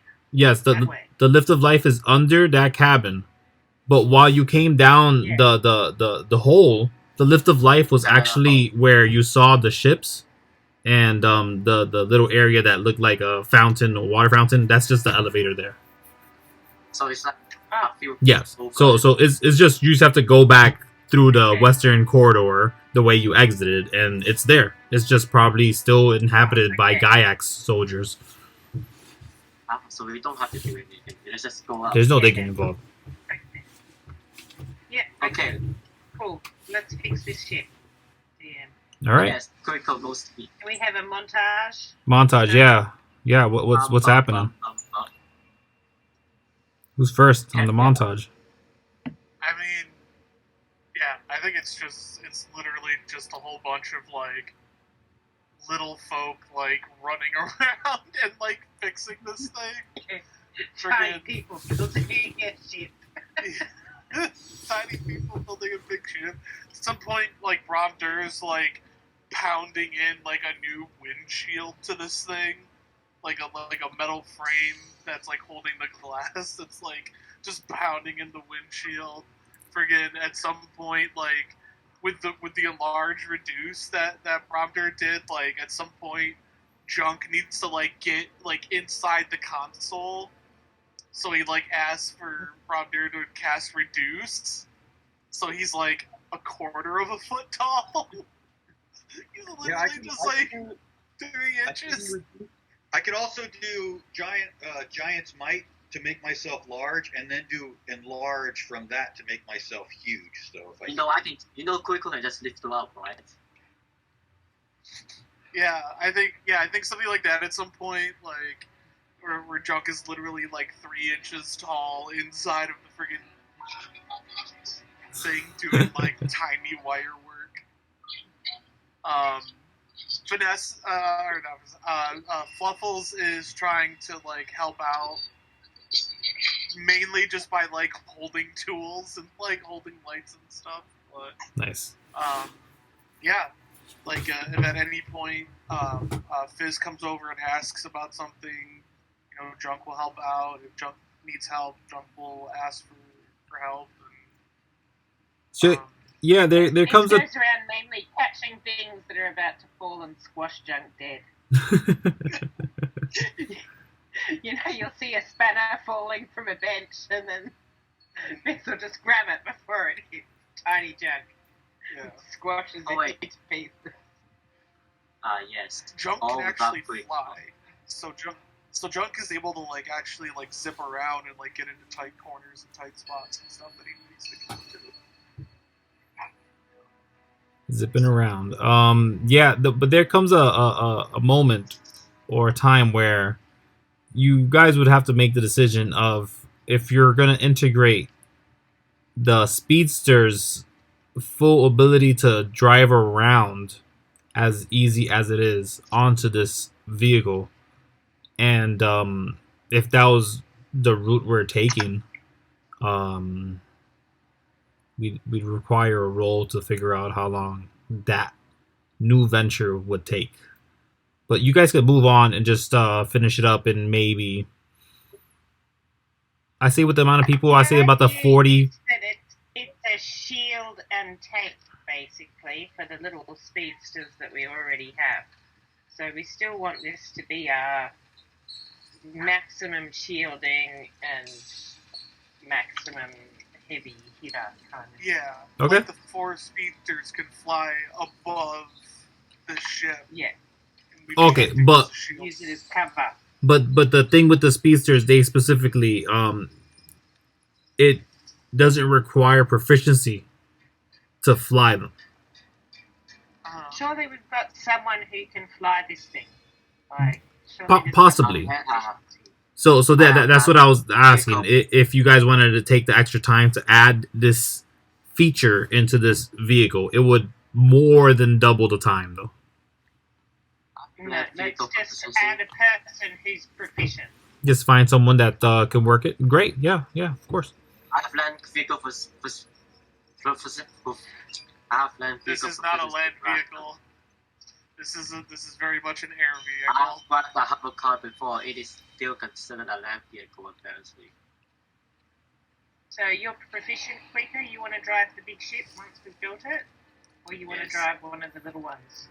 Kuiko's proficient with air vehicles. Because Quicker, Oh, if the air you're driving vehicles. this vehicle, you'll have to be the shooter. Like, it'll be your job to get shot at and be shot, as long as you, like, are Oh wait, I have comfortable with land that. vehicles, not air vehicles. Never mind that. Yeah. Oh wait, I want to learn air vehicles then. I want to know that as fast as possible to get both land and air. What sort of skill check would it be? For air vehicles, Dexterity. Intelligence? yeah, it'd be intelligence for air vehicles. Junk could take a shot. He Is wouldn't be this the proficient, but he could I take a reckon shot at it. rather than Oh, us it wouldn't doing be it, I reckon disadvantage. the 4 of us drive the little fast vehicles, and we get some volunteer from town, an NPC, to drive the tank. It's actually a very good point. But All it needs to do is to fly straight and take shots when it can. Like, Yeah. it's not a... So are we trying to bring a bunch of people from town in this thing? Or No, are we just- trying to just have enough so that we can get to the queen and then like her and whoever we need to, we can evacuate from there? Exactly. So Okay. the people evacuate from here, and then we just need a volunteer to drive this ship, and whoever wants to come to the Queen rather than evacuate straight away, like people might have family members or something. Yeah, For some reason, so they can come. We've got room for 20, and then I love that idea. Let's see if anybody in town is proficient with air vehicles. Okay. once we go to the city. So we're taking the 3-month montage to fix it up with the 40 people. We're gonna seek out someone who could fly it, which wouldn't be too hard because it's probably somebody in the 40 people. And then we're gonna Maybe fly. Alice, there you go. Yes, Proficient. she actually is. She would have mentioned it to you, at least in a passing by. Is like, the queen sent me over here because I could fly these stupid things. And then just for me to realize that anybody could fly them pisses me off. Okay. But and once She that's probably wants to return to the Queen anyway. which is- yeah, she does. She's owed a favor. No, not she. And then once we fly up over and around, we'll shield the 4 vessels with the larger protective dropship or half of it as a barrier to avoid Graenguana to then reach the Perennial Stratum's castle hold. Is there anything that these devils are scared of?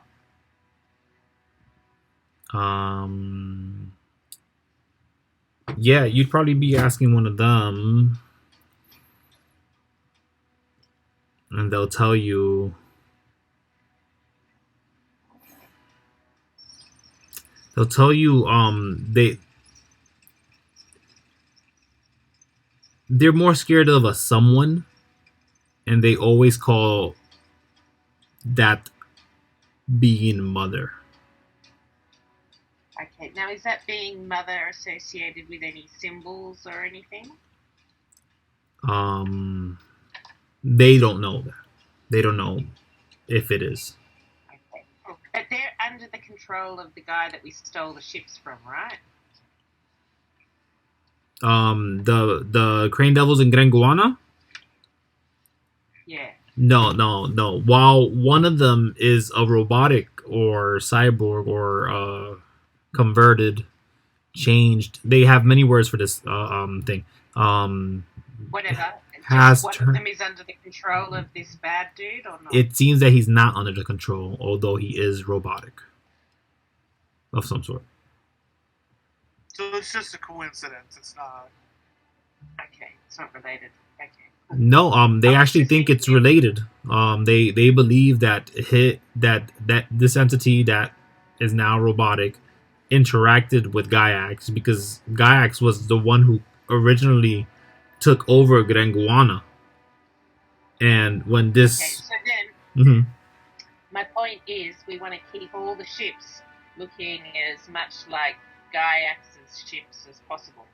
Okay. So that maybe they won't attack us as soon as possible. They might think we're allies. As we If they're fly. associated, yeah, it makes Maybe sense. we can try a bit of a bluff before they shoot at us. Sounds good. Just a bit of time. So, paint Giaxy symbols all over it or whatever. Use those gems maybe when we take off.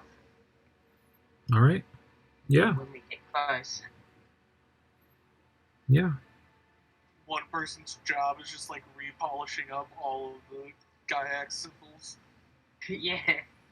There's no real symbols. It just seems to match a color, like purples and reds seem to be the favorite colors.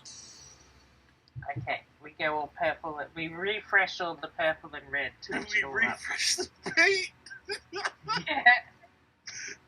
Get some mushrooms and stuff, mix them down, you know. I'm adding time for it, but yeah. I guess that it's a day. Oh, okay. Yeah. Okay, we're done. Let's go. Yeah. And this is a good place to stop. Because if not, I'll drop. And we don't want to drop in case there's a huge fight over Graenguana. But I will message you guys on the particulars of the way this ship is being made. Essentially give you like multiple choice here and there, and that could be done on the Discord.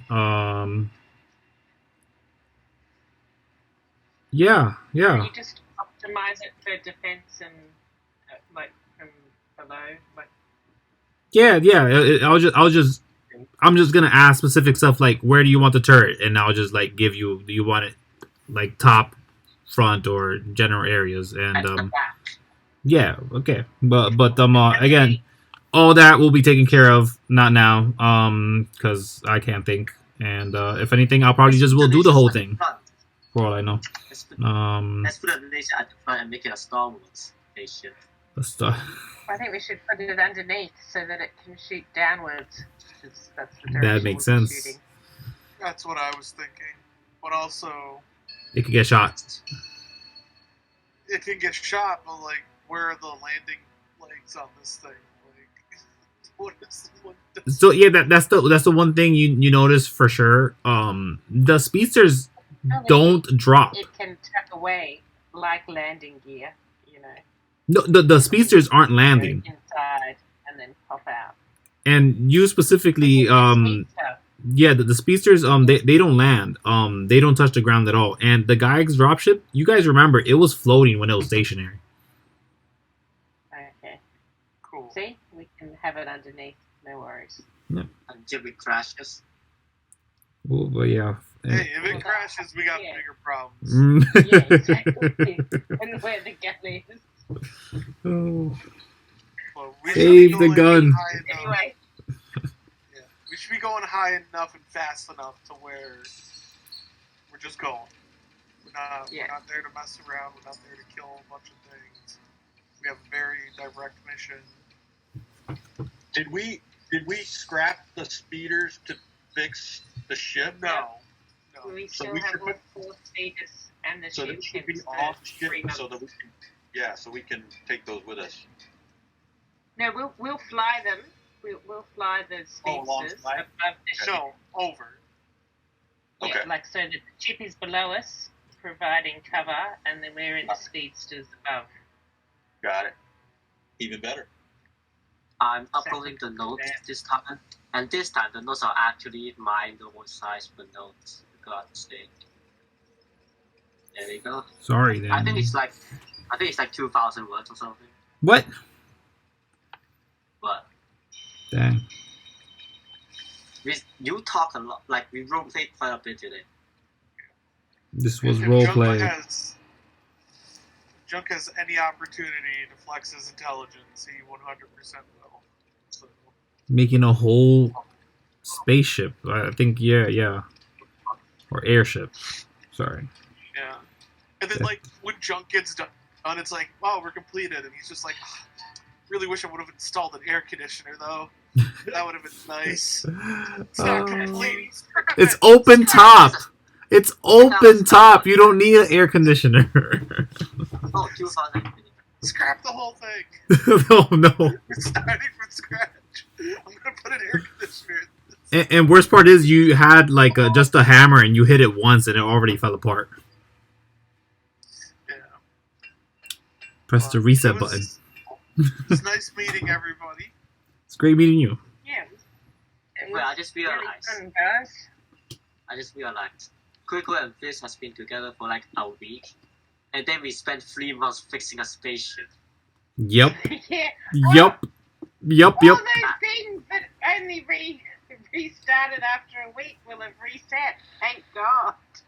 Oh, nice. Still remember, because Kuiko would be doing her own thing while you are going ahead and fixing the spaceship with the other two. One day Fizz wakes up and she's not red anymore. No, she Is is. that right? Yeah. No, it's because of the ring. For context, the red is because she's wearing a cursed ring. Hey, you don't know. You don't know. We don't know that. We But don't know. but you do have a pretty nice big iron ring on your finger. Yeah, I've got a big iron ring on my finger. Pretty But crude, but you know it's if big. you inspect it, the ring does not in any way look magical. It just looks chunky and Apparently somebody liked it, so they put a ring on it. That's all we can assume. yeah. Kuiko just respects her. Out. Oh wait, then what did Kuiko do the entire time? 3 months can even do a lot. You fed I mean- the entire community. They didn't have to work for food. That's amazing. Yeah, like, do you understand how insane that is? Like, I can- even if you cast that spell 6 times a day and feed 60 people, I think it's like Big 60 berry. something because of level 2 spells.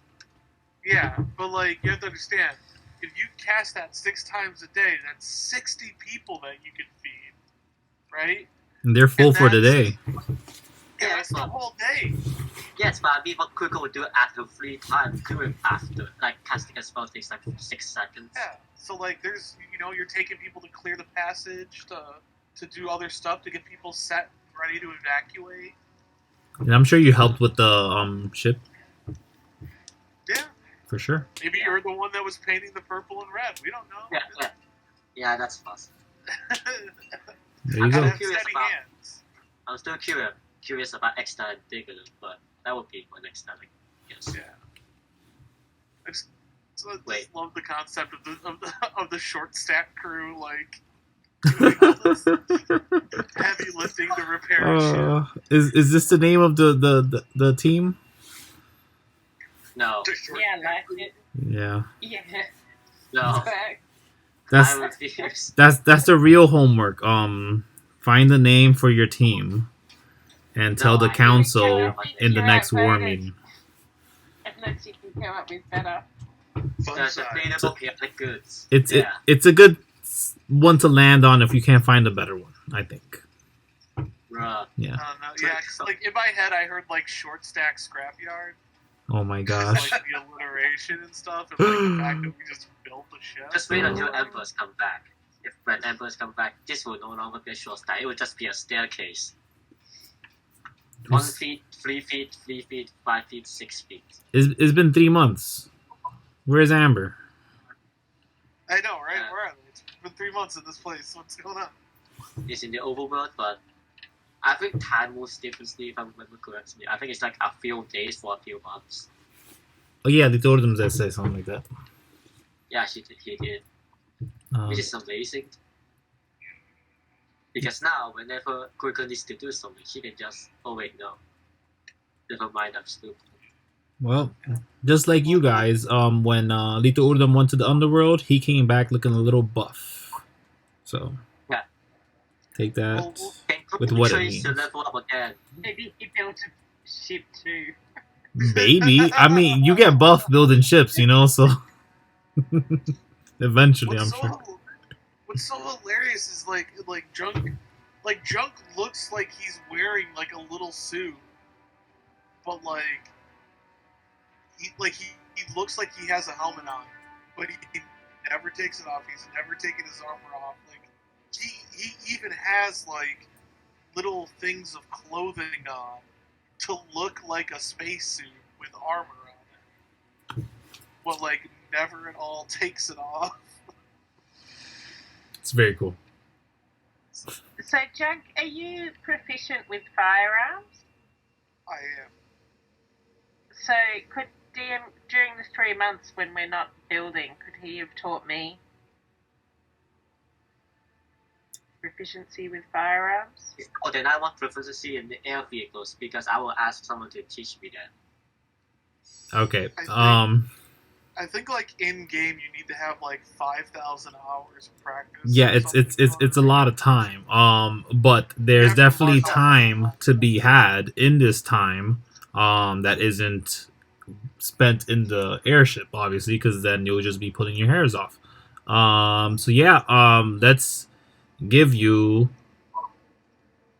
15 hours of the firearm. And for the airship's a tougher thing to learn.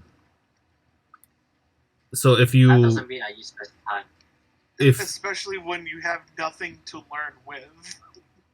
No, I have someone. Someone knows how to yeah, you don't have So anything to practice what with. other Giax ship are you flying with your permit? What do you mean? It's an air Because vehicle. Just sitting behind the controls, pretending. Because we are working on getting the ship up and running. In that 3 months, what other Giax ship are you flying to learn how to fly? It doesn't have to be a guy ship. I can just find a random air vehicle lying around. Just read the manual. Yeah, roll a requires D100. proficiency. We're at the 100. Yeah. Please roll a 1. No, please roll high. I want a second airship to be involved in this, because you would have a second airship from What somewhere. other airship did you find that we are not including in our plans of rebuilding this? Actually, there's 2 that we lost. How many have you Okay. had? This rolling has cost me like 4 different role-playing opportunities so far. Hey, that's pretty good. Okay, I say you guys find an airship. I'm gonna say you guys find something that is a 2-person airship that Alice is able to teach you some time for, and give yourself 8 hours of airship training Over 3 months. over 3 months, because you find it late. Ah, okay. Yes, Wait, yes. I can do that in 1 day. Yeah, but at the first time you're like, okay, that was 10 minutes. I'm not doing this again for like a whole day or 2, and then you come back. Don't forget, if Alice is also teaching you, it's also on their time as well. Yeah. So Oh, crap. let's be honest. At So least if it's with an hour a me, day, that's 8 days that you've found the time together. Yeah, it's not bad. And with Fizz, it becomes more or less of a thing of, do you have a pistol? Do you have something to shoot with? And then I can like teach you like how to aim down the sights and like yada yada, and pop off some soda cans. And Fizz is covered in bandoliers, even though she's not proficient in guns. She's got like 4 of them, and big bandolier of bullets. Nice. That she wears for the look of it. It will soon be proficient in another 150 hours. You do notice that his pistol is not a normal pistol. You sound like the DM. You hear that the pistol is not like other pistols. Yeah, no. When you see him shoot it for the first time, you see that it fires out like a piercing bolt of pure light.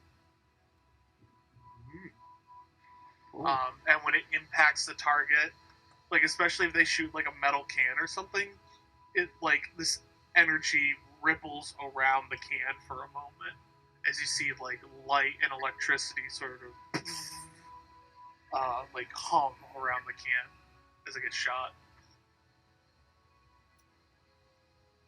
So his weapon's a little bit different, but still the same premise. But yeah, he'll take some time to teach you how to shoot. And he would just keep firing. You wouldn't see him reload. Yeah. Okay. So. Yeah. Let's leave it at that. Yeah. We'll meet up next week. God given, but yeah, good game, guys. Mm-hmm. By the way, I don't care who says anything, because I can't have Fluffles in the ship with me. Fluffles is going on the Giax ship, acting as like Chewbacca from Star Wars with Alice. Is Fluffles gonna man the gun? Fluffles will man. Fuck you. We have a spaceship with a Velociraptor manning the laser guns. This is high tier sci-fi. I love it. Your argument is invalid. Oh man. But yeah, I had a lot of fun. It was so nice to meet all you guys. I think that sums up this campaign perfectly. Great. Yes. In an airship manning a laser gun. Yeah, I want to ask, how did you think about this campaign? What do you guys think? How was it? So far, it's interesting. I'm still like trying to get on the plot and everything, but it's my guy just got thrown in there, so just piecing it together. Yeah. Sounds about right. Me too. I've been doing this for like 10 sessions, and I'm piecing together the plot as well. Yeah. I'm cursed with players that have the constant head scratching. Yeah. I wonder why. Sorry. Oh, I do think at some let point. it flow over me until I think a point might be relevant, and I bring it up, and it's like, no, Yeah. not relevant at all. Like, Oh, but when it is, it pays off. Like maybe the only point of weird in this entire thing is when you introduce the meeting people and you said each of their names, and I was like, yes, I have to remember this. No, you don't. I don't remember this. No, you don't. They're But you NPCs. still said it. Only remember if they're bad guys. Yeah. So D&D is easy. Oh, you don't have to remember the NPCs. The DM will remind you. The bad guys, those are the ones you got to pay attention to. Listen, here's the thing, right? Whenever I play D&D, I have always made characters that are one of two kinds of people. They're the type of people that will keep a journal, or they're the type of people that won't keep a journal. If they're the type of people that won't keep a journal, I don't write shit down. Because if they don't remember it, they don't remember it. But if they are the type of people that take a journal and write shit down, I have fucking notebooks of shit. From sessions. I literally had one session, or one campaign where session 1 we met a dude and I went, this guy is the big bad. And I circled it. And I circled it about 8 more times. And we got about halfway through the campaign And guess what? Dude was bad. And I went back to my notes in session 1, and I said called it. So, but it's either super notes or no notes. And if you don't have to take notes, don't take notes. But if you're someone that like wants to like keep track of everything, go for it and keep track of everything. But like, I promise you, at the end of the day, if something is memorable to people, it will stick. It will stick, and we will remember it for the rest of our days. It's usually going to be a super annoying but lovable NPC, or it's going to be someone's weird ass name. Because that's how it is. Any weird names you guys remember? I say that again. Any weird names you remember? Most of the names you've mentioned are all strange, you guys. The only name that keeps sticking out, I know we've said it like 100 times, but it's because Giax sounds very close to Giax. Yeah, I know. I'm cursed by that reminder every day when I first got into Dungeons and Dragons, at least. Dude, like, yeah. I don't even know who he is. Like, turn people into robots, man. Like, that's all I got. I'm like, okay, I don't get it, but I don't know who he is, but if he's a bad person, then hopefully I do him well. I don't know. No, Gary Gygax is the creator of D&D. Oh shit! I'm just turned the creator of D&D the bad guy. Close enough, I guess. Oh no, that's not good. Yeah, nice. To be fair, D&D was the bad guy for a few weeks lately. Let's not talk about those days, you know. D&D was the bad guy in the 70s and 80s because everyone thought, you know, the whole satanic panic thing. I mean, everyone thought, but I knew. Why do you think I still do it? But yeah, no, Junk is, you know, he's trying to get a I think he knew Bromduhr for during the escape. Yes. Yeah. I think is what we had established. Yeah. So, like, I think at some point he would have talked to him and been like, yo, thanks for helping out with everything. People were not really receptive to escaping with a velociraptor. So, you're rallying them kind of helped, which is really cool.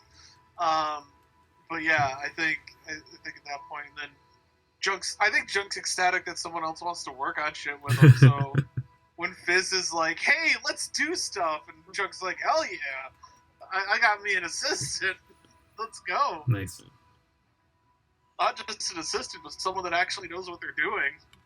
And also is crazy enough to go into a Justice spaceship and look for shit. Yeah. So, but yeah, it's been nice meeting everybody. You get to bed, Smolder. I know you're saying it's late. You're passing out over there. Yeah, we're all gonna get some rest. Have a good one. Yeah. Yeah. Thank you again. Yeah, good sesh. Bye.